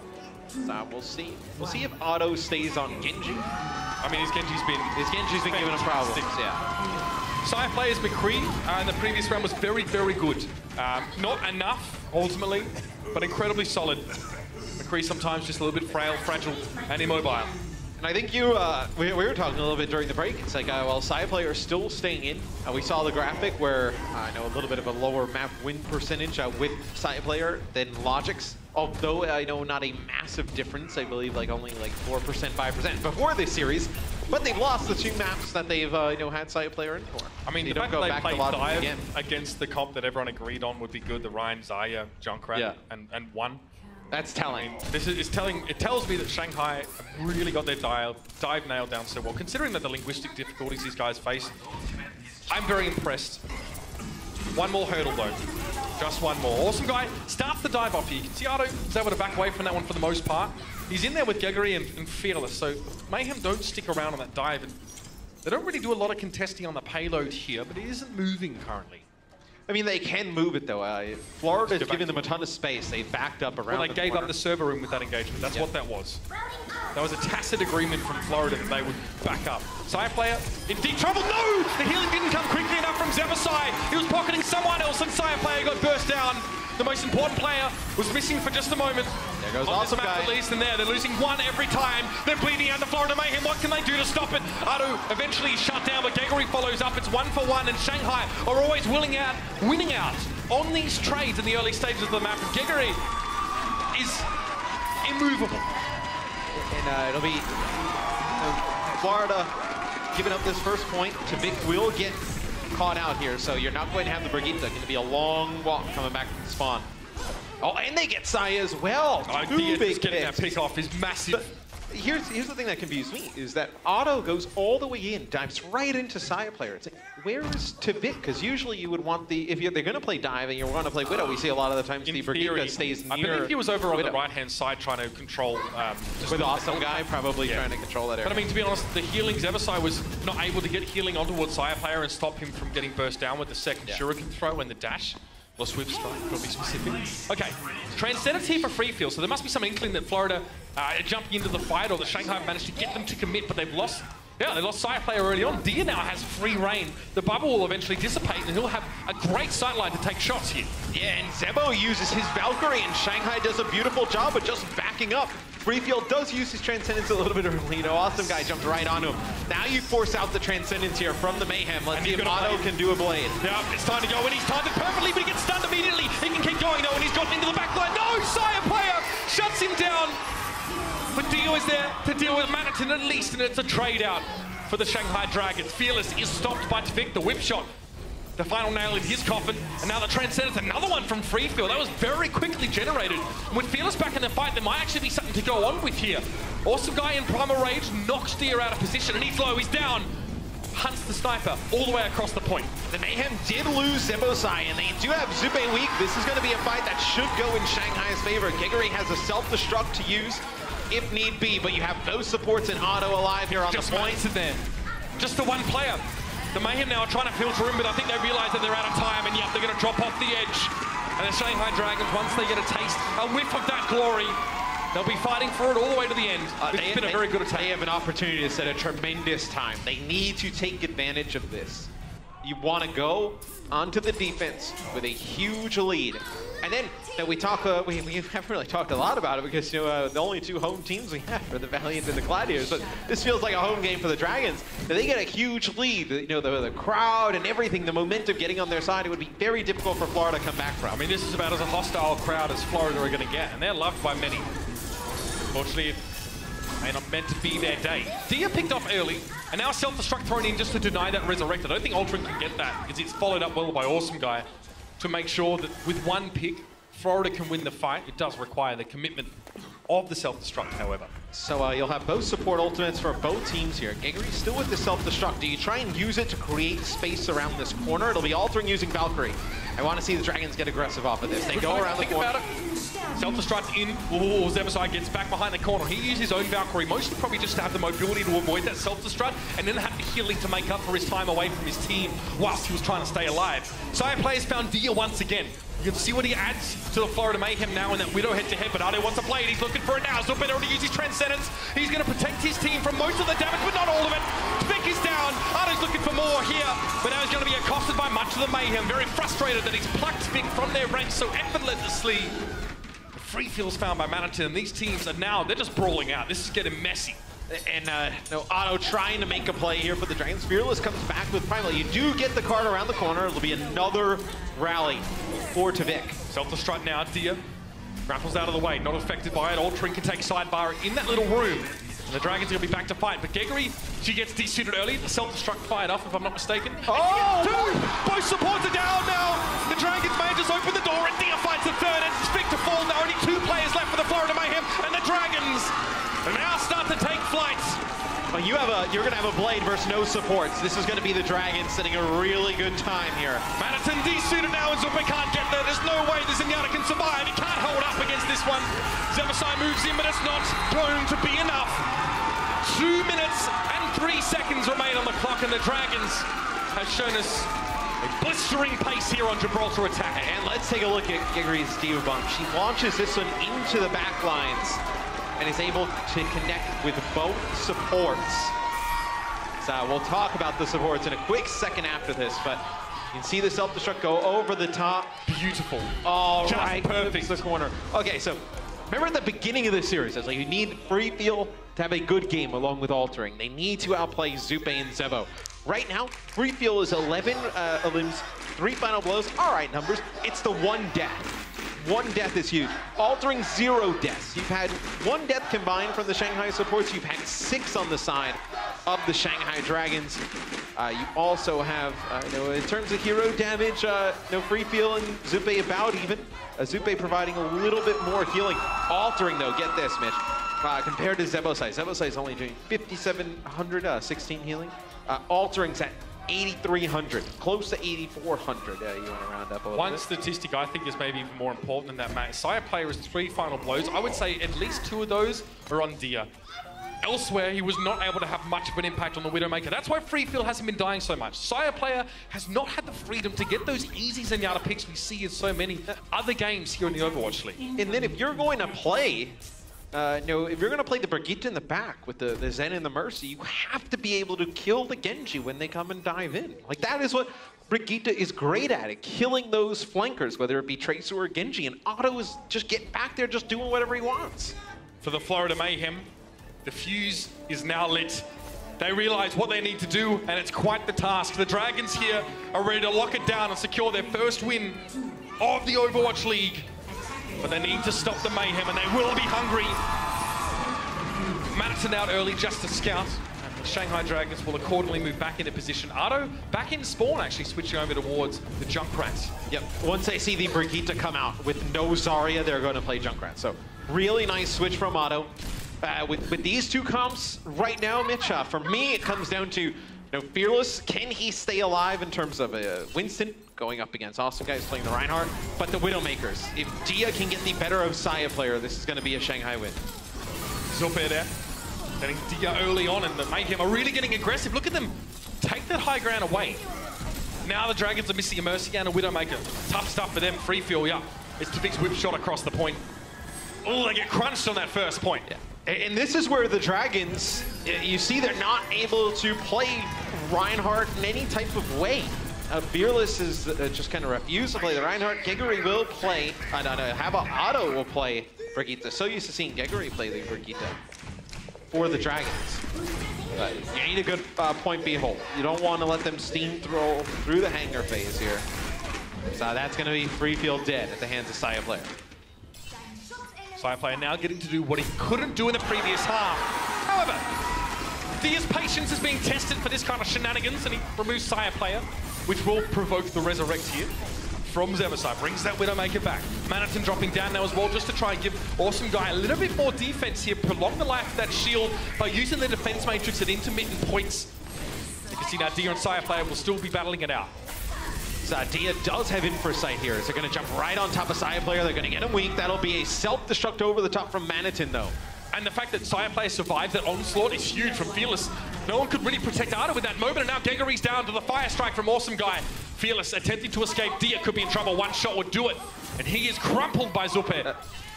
They need to make some kind of adjustments in terms of their tank line. Oh, Dia! Doesn't matter too much in the grand scheme of things there, as Altering was probably more better advised to jump off the cliff than actually to push out like that. Geguri doing exactly that. It's all right, he's just going for a dive. So they'll rally here. We're gonna have Tavik with that Brigitte ultimate. It's really difficult to play into this when you're not going to play Reinhardt back. The players would have heard that over the mic. Gotta be tough for the Mayhem. But again, grim determination. The Mayhem have been in this position before. Came out on top last time. And there's a huge deficit to try and make up now. Awesome Guy, Shatter in! Oh, good response with the Transcendence, but he can't really save. Oh no! The body block was incredible! Fearfield protecting Ardo from dying from the burst damage of the charge. It gets in the way. And of course, Nyata isn't subject to any damage at all whilst using the Transcendence. That was beautiful body blocking. And we have seen teams have really long holds here. From point B to point C, definitely the hardest to take on. Gibraltar will be Otto who uses his rally here. Some of the players for the Mayhem still have that armor available, as Zupe will have Transcendence here, that big support ultimate. This will be a self-destruct here over the top from Manhattan. It'll be Awesome Guy who takes out Otto early. I feel like Manhattan probably didn't want that on the bridge, but still, it does open up a bit of space for the Mayhem. Saya play knows where Dia is, but look how cagey Dia is being about taking this fight. Oh, the headshot, not the finish though. A little bit more damage, and he have him, and he got him. And now Saya player has a little bit more room to work with. Beautiful knockoff there. I believe that was actually Otto with a whip shot on Saya player from the low ground, preventing Saya from picking off the easy kill on Altering. Still, it might not matter. Transcendence committed to the point now by Free Feel, and it's just him. Dia with Infrasight is working on that left-hand side. Again, he's got all the information, but he doesn't have the tools to enact his revenge. And the Mayhem, they one-up the Dragons here on this attack 2 minutes ahead. That's how you stay in a match like this. That's how you dig your heels in. And you never saw the Dragons make an adjustment. They have not played Reinhardt throughout the series. If you were the Mayhem, you just play things that counter the Winston D.Va comp and make them change. They just have not switched off of this Winston D.Va the entire time. We'll see if Shanghai opts to go for something different. As a tremendous offense there from the Mayhem. Set a 4-minute plus time. Saya play getting to do a little bit more of what it would have liked. I don't think Dia actually managed to get a final blow on that half. It was very quiet. Whereas Saya player managed to more than double his efforts from that previous round. He got one. The hangar phase, he was able to take out Saya. Absolutely, he got resurrected. Ardo also a little bit quiet. Shanghai looking a little bit discombobulated in general. I think the Mayhem were they definitely were able to embody that sense of aggression that we wanted to see from, you know, Valkyrie use and Transcendence. They're very much happy to push forward and try and capitalize on a perceived advantage in terms of healing. It is clear that Shanghai has the dive down. What's working with the D.Va, the Winston, and the Genji. If Florida slows the game down, they can't just keep trying to dive. Now you're going to see another very fast time here for the Mayhem on offense. If they try, they have to go with some kind of a Reinhardt comp. You can play, you know, Otto played a little bit of Brigitte there. You can kind of counter her with the same exact thing. I mean, Shanghai's refusal to play that composition may be their undoing. I'm not saying they won't do it, but we haven't seen it so far. They refused to play it on Command Center earlier on. A little bit of pleasantries exchanged here, as is the custom on this map. The Mayhem will back up. You see we have Tavik and Saya player there. Will also drop back a little bit here. And he's trying to give some sidelines for Saya player. Ardo punished there for peeking over. But the payload's moving, and Florida must drop now into the low ground and defend it. Awesome guy in, and then jumping immediately up. All he's looking for is maybe just trying to bait something out. He's ready to go again. Now we see Fearless diving into that server room here again. The Dragons want to take control of that part of the map and give Dia some room to work with. But this time, Matt, it's not been nearly as effective for Shanghai to try and take it by force. No, and they lose altering already, so now you're going to have to back up. So you don't have that Mercy available in terms of a res. And I'm talking so much about the Reinhardt comp from the Florida Mayhem. You don't play it here because if you play the Reinhardt with the D.Va and you just sit on the payload, then the Dragons just dive right on past and go to Saya player. And there's no way for Reinhardt to close the gap that fast. So that's why they're going to play the Winston here on defense. Geggery trying to get on the card. Putting some shots down on Madison right now. Happy enough just to keep Maniton occupied. If Geggery can keep Maniton occupied, Fearless can maybe hit the back line without Maniton able to peel for them properly. Because it's very cagey from both these two teams. It's about trying to trade damage out and find those little windows, the little advantages then to commit to, and then to get yourself that player lead. Yeah, and they're waiting for a pick from Dia that'll try and open this up, as Dia does use Infrasight. Free field gets Maniton, but Maniton does get Otto with that self-destruct. I think you take those trades here. Otto definitely looking at that position. Geggery, good defense matrix used to make sure Ultron can get the resurrect, but Dia's down to Awesome Guy. Florida missing a lot of their main damage dealers, but Saya players also down. It's super back and forth stuff. The payload is moving, and Florida is staying inside the server room for now, but Maniton realizes he has to commit to stop this payload moving. 2 seconds left in the round now, and things are about to get a little bit spicy. Ardo with a Dragon Blade, you know he's going to be looking for the backline. A quick boot. Maniton charging forward, preventing Ardo from finding his intended target, and the Transcendence there to protect the rest of Florida from Ardo's burst damage. Tavik will be chased down. He has an Orb of Harmony to keep him nice and healthy. Big reflect onto Tavik. He goes down, and Saya Play has been removed. It's the little things that matter in these moments, and Shanghai seem to have them in spades. They'll set up around the payload, but they've got 4 players to work with here, and Dia off to that right side. D-suit for Maniton. It looks like you're going to see the Florida Mayhem start to back out here, Mitch. They know they can't challenge here on point A any longer. So free field, it's a very far away spawn, so you won't have the Zenyatta for a little bit. Altering makes a change from Mercy over to Lucio just to get the speed back. Zebo will have Valkyrie here. You have a big pulse bomb here from Dia as well. I believe that was a Saya player shot deflected by Ardo into Tavik in that very hectic little fight there. If Tavik doesn't die there, it's most likely Sado gets bashed up against the wall, stunned, and Florida actually have a big advantage in that fight. Because his Dragon Blade was essentially nullified. Yeah, I mean, he didn't have a Mercy there to pocket him through the Dragon Blade. Zebo will use Valkyrie early. That'll be a pulse bomb from Dia. Doesn't connect with anything. Otto's going to use his Dragon Blade. Goes into the back, trying to heal for Fearfield. He gets Maniton, now slicing into Awesome Guy. Awesome Guy needs to back away. He's down to half health, which is not really a fun place to be as Winston. It limits your options, it limits your aggressive pathways. Saya player hoping to try and work around this bubble, but now the Transcendence coming in from Zubair. It is a sound barrier here for the Dragons, but they can't get much value out of it. They can't get aggressive with the overshield when the enemy team is Transcendence. Dia is caught in place, and that was definitely a stun from Tavik to lay that one out. Geggery. Oh, that's another big one! Oh, you know she had to do it to him. Zebasai down to the self-destruct. The Saya player also getting removed, and now she'll sit up with a payload. Please just punch, and ready to force forward now with the rest of the Dragons. Tavik can only keep her at bay, but she's hungry, man. She wants the win. She is give you salt. You cannot let that happen. Awesome Guy getting dangerously low. He will fall. Geggery with another huge self-destruct. This will be a Zupe Transcendence on the card. It'll be another sound barrier here from Altering. Awesome He Guy used that to get Awesome Guy back in the fight. 6 players in the mix now for Florida Mayhem. They managed to reinforce, still in overtime. Otto with another blade here. He's could be in trouble though, getting knocked back by Manatin, forced in the deflect, but it's just not going to get him across the line. You see Deer on that Tracer in the back corner. Watch him, he's very crucial here. But Awesome Guy gets a lot of free time with Altering and is forced to use the Primal Rage with the Pulse Bomb being stuck. There it is, Manatin fires back. He knows how to self-destruct as well, and Geggery will be knocked away. The Florida Mayhem put it to an end. Look, and even our desk is on their feet as well. This is a game to enjoy. Decent push from Shanghai. We can take a look at Geggery's self-destruct here. She got 4 self-destructs. 4 huge kills. She kills the 2 slipperiest players here. This is just unbelievable. Everyone backs up from Florida. They didn't want any of it. Sire player doesn't quite get around that corner. All right. The thing for me here, 15 final blows. Yeah, Geggery, she's crushing. She's by far and ahead most final blows on their team. Yeah, she has 15. Otto with 9. The next highest would be Fearless with 5. Give you an idea. All right, so they're going to come out on defense here, the Dragons, and they're going to play the Winston Diva again with the Brigitte. This comes down to, because what went wrong last time is Fearless would take so much damage. Wouldn't necessarily die, but he would take the damage, he would jump out, everybody else would back up, and then the Mayhem would just proceed to just get aggressive, keep moving the payload.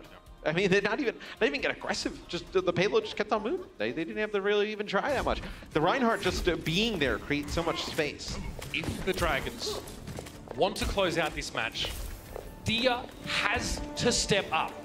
Another half in which he's 11-3 right now. 3 final blows. He has not added to his tally since the second time through. That second round, he's been very quiet in that last half. They need him to be in control. A lot of nerves, I imagine. Absolutely, and I don't blame the guy. He's worked so hard for this. He's been on stage before. He's been in important matches. I've cast him in China. He's very experienced, and this is where he needs to come to the fore because Geggery, I'm not even being pithy about this, she has put the Dragons on her back in that last round. And also, I know Dia doesn't really have a Winston to just jump in and just pepper shots at, right? Awesome Guy just kind of standing there with his shield. The Dragons do get aggressive. They try and push Awesome Guy back. It'll be Geggery, Fearless, and Otto just diving right onto the Reinhardt. There's one way you can get the Reinhardt out of the game, is just keep putting pressure on him. If you want to give up your back line to do it, Saya player, though, will take out Dia. They'll have to use a res. And the bubble, crucially there. So it might not, you see now Fearless can't be as aggressive now in the underpass without the bubble that he just had to use on the res. I like this defense better, though, from Shanghai. At least they have a little bit of a chance here, right? You had the Junkrat before, you had no way for the Junkrat to get set up. Okay, Zupe, an Awesome Guy, dropped down, and Zupe maybe not intentionally. He was sort of knocked off that high ground, but Shanghai realized that this wasn't really the ideal dive they would have liked. They're going to step back, and this is good for the Mayhem. They get some room here. Awesome Guy starts to contemplate now. Otto's very low. A fire strike would finish him off. Doesn't quite get him, though, and Dia comes forward. Dia gets an important kill, but Free Field is down. The Mayhem don't really have the players to cobble anything together, but Sire player might have something else to say. As soon as he finds Dia, though, Free Field is brought back into the fight. So they'll probably hang around, not overcommit, but maintain a presence here, get a couple picks if they can, and wait for reinforcements. I tell you what, though, they got what they wanted. Awesome Guy switches off of Reinhardt. They'll use a rally to get back onto the cart. Oh, they're also going to use Valkyrie here, which is interesting because nobody is even close to the cart here for Florida. Okay, Poison Mine. There's sort of being triggered.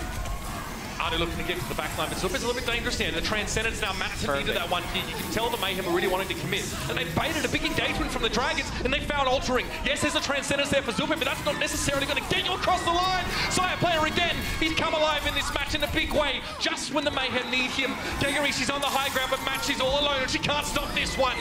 4-4, and now the Mayhem just need to get that 71.16 meters. Oh, they get the 3 worst players who could have gotten the front spawn do. You got Free Field, Altering, and Otto. So they have to back on out. Yeah, they don't get taken down. Still with a chance here, the Dragons. Only 1 minute and 30 for Florida to complete this. Rally infra side. Dia needs to be very careful now. You may not know that Saya has his infra. Dia's got to hit a shot here.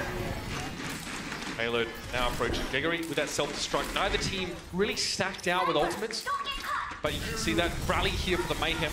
A very good start for them. Awesome Guy's going coast to coast to try and find Dia, I dare say. And he's seen him. Quickly looks down as well. Prevents that headshot from really having any effect, and Freefield's in deep trouble now. No! He's taken down by Awesome Guy.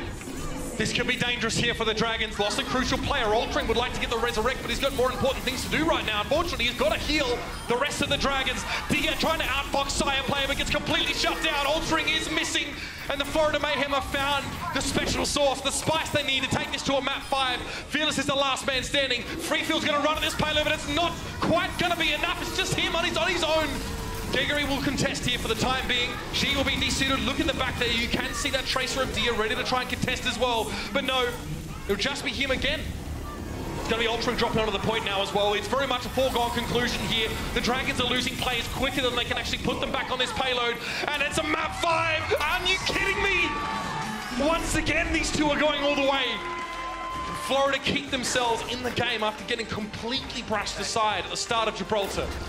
And that one comes down to the Widowmaker play. Dia with one final blow through the final 3 stages. So the offense, the defense, then the defense yet again here for Shanghai.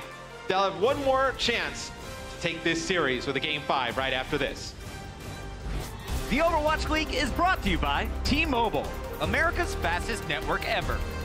Omened by HP, the official PC and display of the Overwatch League. And by Intel.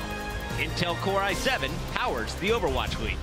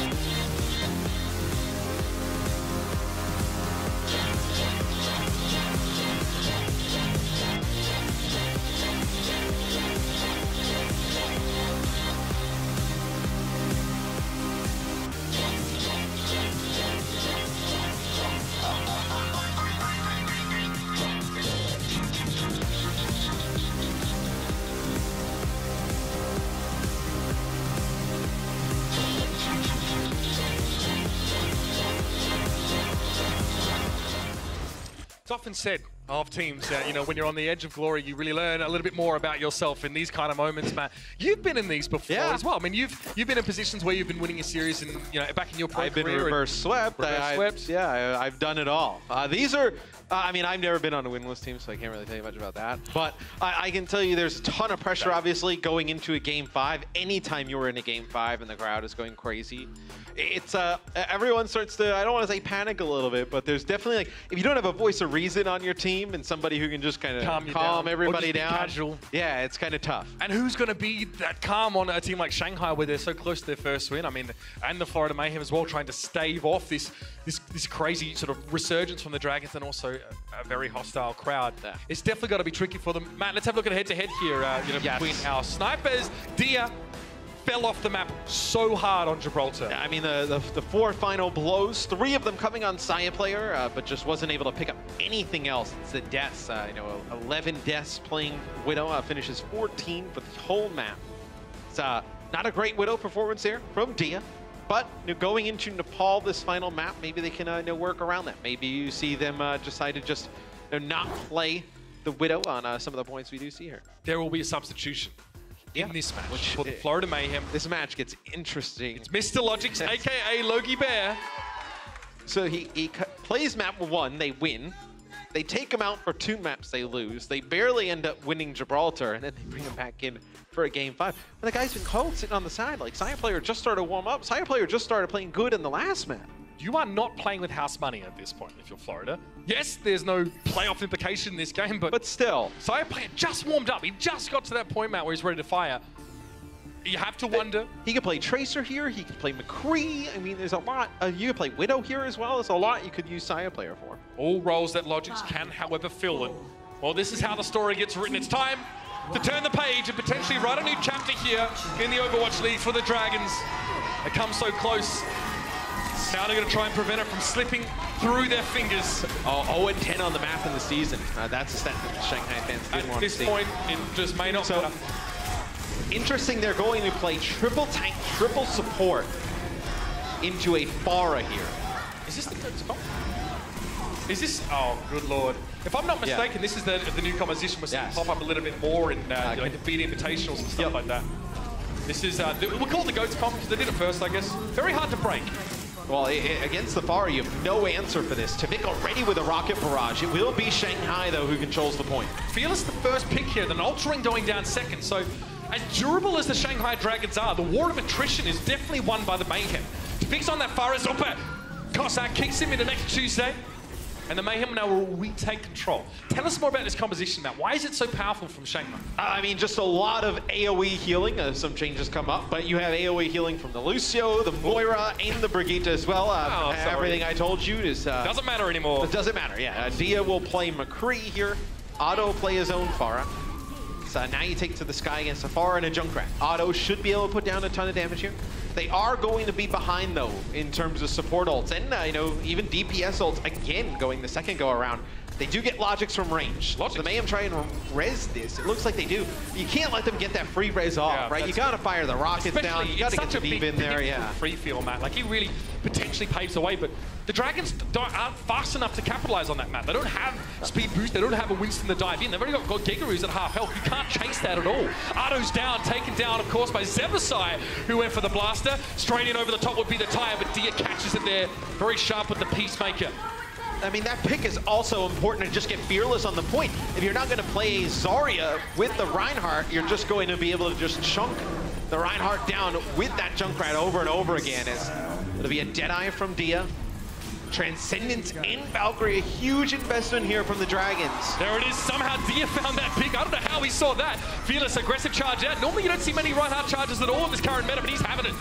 Gigaroos de-suited there, and there it is. Dia from behind the mech. Self-destruct to buy some space, and Tvik taken down by the McCree. And the Dragons back in the driver's seat. They did invest heavy into that, though. I believe they used Earth Shatter, Self-Destruct, Valkyrie, Transcendence, and Deadeye during that fight. You see Felix, sorry. Wrong tank. He goes for the charge there, knowing that with the Transcendence in play, he can't capitalize on it properly, so he has to get aggressive. He gets the finish on that kill, despite Florida having a transit play. Losing plays when you have Transcendence up is the worst feeling. And now Logix will play Widow against the Pharah. So Otto has to be very careful, yeah. Oh, that's a big shot! I know this map, if you want to play safe as Dia, you can play in the effective range of McCree, where maybe it's not that big of a deal. They let another res get off on their side of the map. The Otto who uses that, it'll get the trade out. Dia will push Logix in the mid. So did I just say we don't count as McCree? Yeah, my bad. Good charge forward from Dia. Identified a window where he could get aggressive, but now he might have found himself in a little bit of trouble. But I love the peel there. Gregory was there with the defense matrix, hard to see, and Fearless straight in front of the shield. That is a fantastic fight for Shanghai. Logix switches again. Will go to Tracer. So, you know, what ended up losing Li Zhang for Florida was staying on this Pharah for so long. So they're gonna keep on it. Dia trying to play the left angle. Awesome guy gets a glimpse of him and wants to try and follow it up there, but he's able to roll back. It might not matter though. Altering's taken down. Martin with that self-destruct really crippling the Dragons now in this fight. The Mayhem are already taking control, and Freefield will be staggered a couple of seconds. That makes a big difference. And the Dragons may have one chance, just one. I could see that happening on the map. Altering just started flying right towards where that self-destruct was going. Dia trying to use the Deadeye to actually connect with somebody up in the sky. Yeah. Maybe he, okay, no, he's gonna stay on McCree. For a second, I thought he was gonna switch over to Tracer, but maybe he didn't because he got Otto do it. That Earth Shadow didn't get anything at all. He had to go aggressive. He had to try and at least get to the point, and now he's gonna get blown up potentially by Tavik. Yes, the barrage connects. Inside the Transcendence, Tavik can actually be safe while being immobilized using that ability, and now the Dragons are running out of steam, Matt. Fearless is back on the point here. He's brought back to life. Tavik is grounded for the time being, but now he gets those jets back up. Pulse Bomb connects, and Fearless is down. The Shanghai Dragons, looks like they run out of rope here, Matt. Otto goes in, Gregory trying to make a difference there, but it's just too much damage. Same situation as we saw on Gibraltar now. It's scrubbed clean of Shanghai in the first round to the Mayhem, and now it gets serious. Now, the Shanghai Dragons must win the next round, or the series will go to the Mayhem. Yeah, we take a look at the self-destruct from Manitin here. It's 17 elims, 4 final blows, only the 1 death. So here's Altering with Valkyrie. Just lands right on again. Top of man. That reminds me of what we saw on Blizzard World, you know, with that Pulse Bomb from Logix, the 2K, free fill, forced into a Transcendence, and an ability only to save his life. But he does that so much to just save his own life. I mean, I guess you should, in theory, right, use it to do that because you don't know if the other teammates are going to die or not. You're just kind of... You can't resurrect both of those players. Yeah. There's definitely a feeling like you want him to just allow that to happen. To let himself die and get res. Go back to spawn with the Transcendence. Or even, what's the worst thing that happens? If he dies, they res him and then they have to trans. Again, I said this in Gibraltar, Matt. It is the little things that matter in this game. The 1%ers, the nuance. They're going to play a May here, which is... May Pharah composition here going up.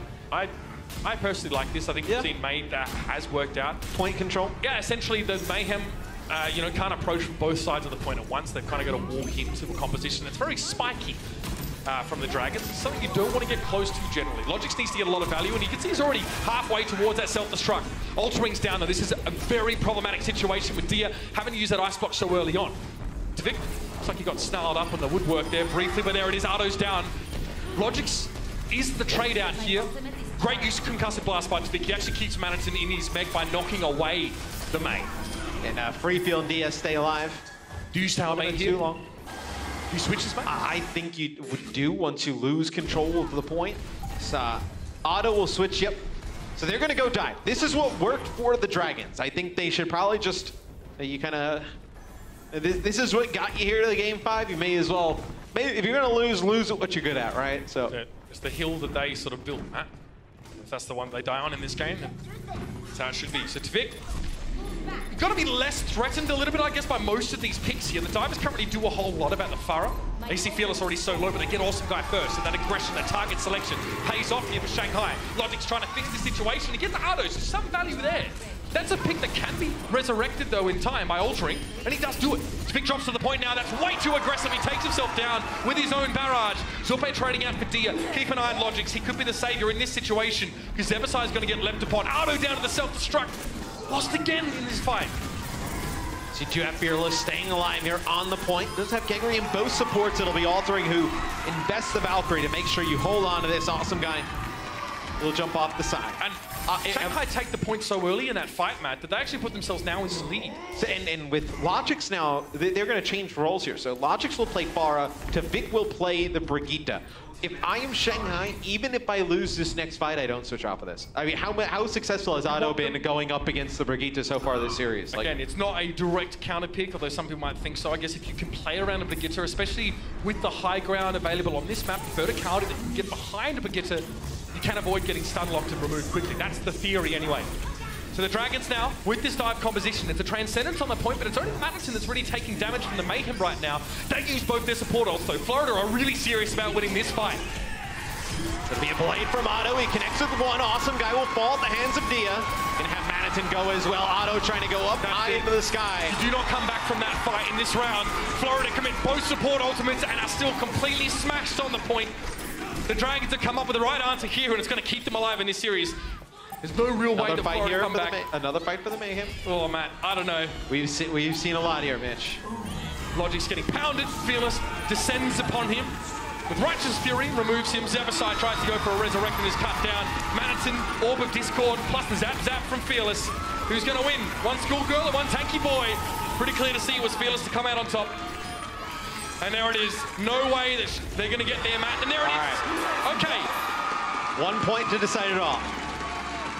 If you are... Okay, so here's probably what you're debating if you're Shanghai. Do you put Dia back on Widowmaker to go up against Logix?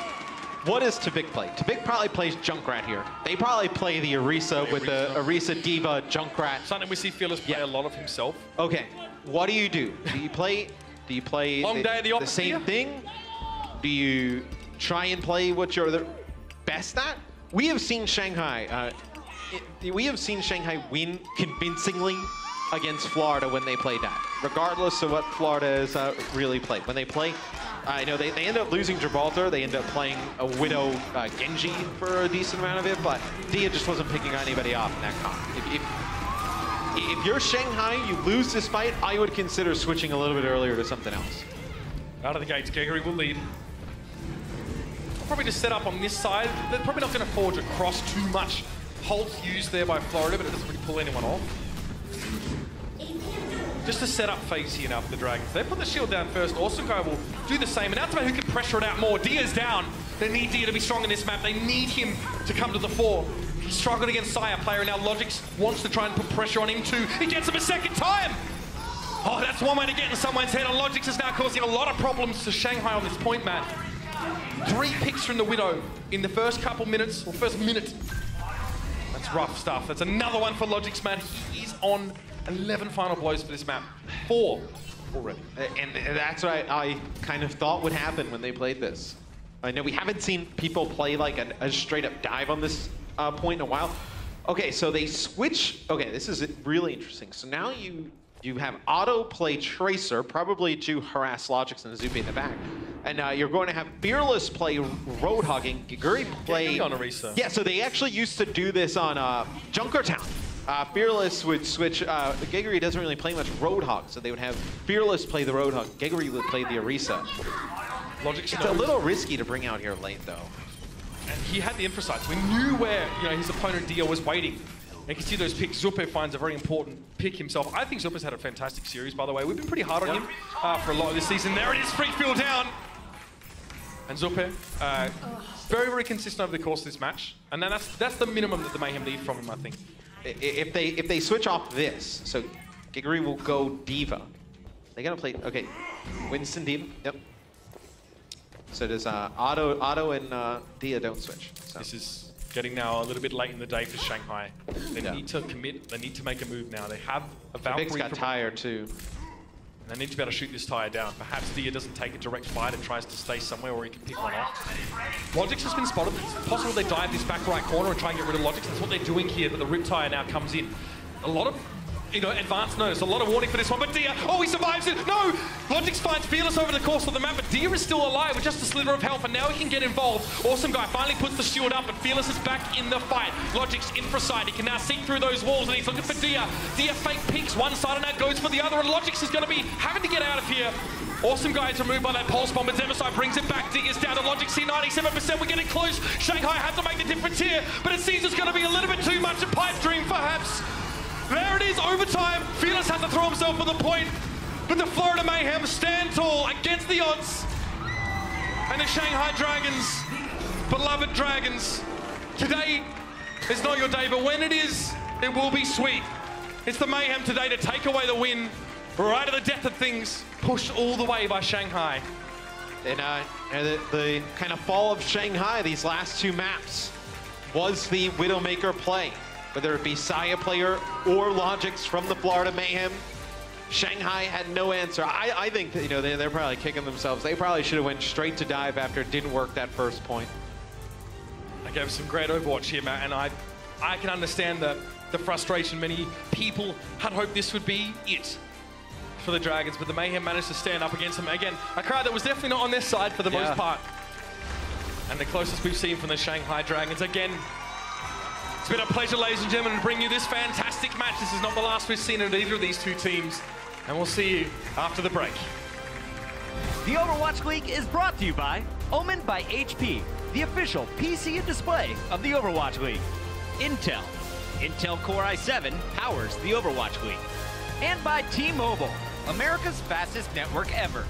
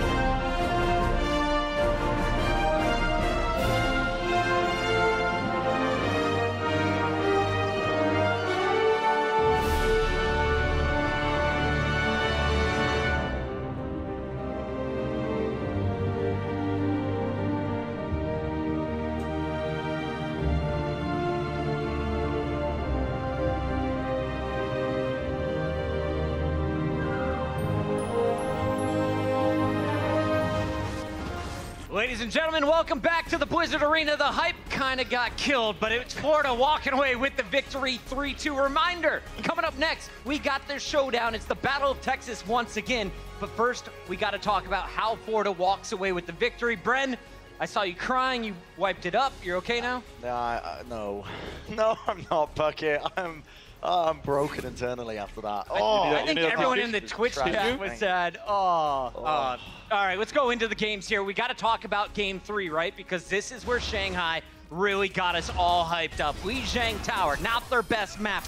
They come in Autos popping off. How do they walk away with the victory, guys? Honestly, this dive from Shanghai Dragons, it's what works for them. They play so aggressive. Repeatedly, players in the Overwatch League have said that Shanghai Dragons are scary because they play dive so aggressively. And that's what got them the win, honestly. Yeah. We went into Control Center. We were, okay, they're playing dive versus tanks on Control Center. That's not how you do it. Auto still on this Genji. He pulled through, and they managed to get the win on Li Jiang based on this dive. No Dragon Blade either for this play. Just dashing. Yeah, he just used the Dragon Blade there, and he was already up to 40% from those plays. Ado had an absolutely phenomenal game. You know, you can't really discredit him at all for this. But Li Jiang, I said, you know, in the halftime, if they were going to be taking the win today, Li Jiang Tower is where it started. They ended up winning it. Gibraltar, I had a feeling, was going to be going the way of Florida, just off the back of the Widowmaker matchup. But Saya player absolutely dominant. I mean, Saya player was playing out of his mind. He was so clutch as well. It comes down to these clutch moments, right? Really have to be clutch when it comes down to it. And Saya player, he really turned up. Meanwhile, Dia didn't even want to take the Widow duel. He was mostly just hiding behind pillars, etc., because he didn't want to take the duel. He wasn't confident in taking the shots he needed to get the map win here. And I understand him, it's Saya player, right? Probably the scariest Widowmaker in the league. So you can't fault Dia, but at the same time, this is where he needed to turn up for Gibraltar if you wanted to get the win. These Diva bombs, though, even though Shanghai gets the loss, Gregory just amazing stuff there on the Diva as a Diva main. I want to learn from her. Incredible stuff. Big Diva bombs. They got stopped short, though, here. Florida Mayhem able to stuff it and force a game number 5. Johnny, who is the most impressive player for you outside of Saya player? Do you like the tank play? What are we seeing from Florida? I do like the tank play, especially from Awesome Guy, because I think that in these very tense moments, in crunch time, Awesome Guy didn't overextend as much. He was slow, and he took it easy. He survived for a very long time, and he created space and time for Saya player to hit these shots. So I think that Saya player was a lot more clinical on the Winston, compared to Fearless, who sometimes jumped in too deep in overtime. Well, we knew Game 5 was going to be on Nepal, and this is terrible news if you're a Shanghai fan. Looking at their entire season, 36 matches, they've played Nepal 10 times, haven't won it a single time. But there was some hope here. Let's start things off. Fearless pulling out the Reinhardt. We saw a bit of a comp switch forced out by the Dragons. Florida seemed to know exactly what they're going to run. Yes, they did. In fact, they almost read them like a book when they were going to be running that triple tank, triple support. So Florida, both times, in fact, on the 2 rounds on Village and on the Shrine section of this map, they ran this Junkrat Pharah gameplay. Now, Shanghai Dragons ended up taking this one here with, again, key switches over to the dive composition, something that they use very strongly. I think this was a very smart switch, but where it all came crumbling down was, of course, you know, Sanctum. And I had a feeling it was going to be going that way, especially because that particular section of Nepal is very dominant on the Widowmaker duels, and Logic seemed to be on fire. And they showed in the compositions as well. They weren't comfortable on Sanctum. They swapped composition 3 times. And I agree with Mr. X here. I do think that maybe you just go for the dive. Maybe you just go for the Genji Tracer, because it is what worked for them. You're not confident in what you're playing anyway. But at the same time, it's hard in these situations, right, to swap composition, swap away from what you've practiced all the time. What they've practiced is the Orisa, the Diva, the Widowmaker setup. When do you take that hard decision in-game, on stage, to swap to Genji Tracer? Especially in moments like that, when you're in the final round of map 5, like, that's incredibly difficult. It takes ridiculous mental fortitude to even and when Dia gets shut down like that, I think he wants to swap away, but at the same time, you've never practiced dive. So they haven't really been in this situation too many times, Bucket. And props to Logix. You get subbed in for the Game 5. You come up big. Those 3 picks set up the site early on. They knew exactly where Shanghai was going to be coming from, and they shut it down. Today, it's Florida walking away with the victory. Shanghai's so close, but our Player of the Match honors this, of course. Player of the Match sponsored by Omen by HP. It's not going to Awesome Guy. It's not Logix. It's Saya player, the guy that got them to that Game 5. So many big plays from Florida today, but it's been this man that has really given the Florida Mayhem fans hope. One could argue it's Logix after him dominating on Sanctum, but I think Saya player, 50, Saya player overall, he was really clutch on Gibraltar, and so, it sort of tied there. I think that overall, Saya player, he was really clutch when you needed to. When Shanghai Dragons are up 2-1 against you, you need to turn up, and Saya player did just that. Yeah, again, it comes back to, I'm going to keep using the words mental fortitude, because Sire player, he's got a lot of it, mate. To withstand the pressure that's being placed onto them, especially when essentially you've got the entire crowd cheering against you. It's tough being up on that stage when you are essentially the enemies to a whole crew. Sure. It's almost like Shanghai Dragons have a 7th player on their team when it comes to it, but he managed to turn up when the moment came to. So far, we've seen some great matches. First, it's Boston. Now it's going to be Florida walking away with victories. When we come back, though, we got the biggest match of the day with huge playoff implications. Dallas will be taking on the playoff hopeful Houston Outlaws when we return. We'll see you in a minute.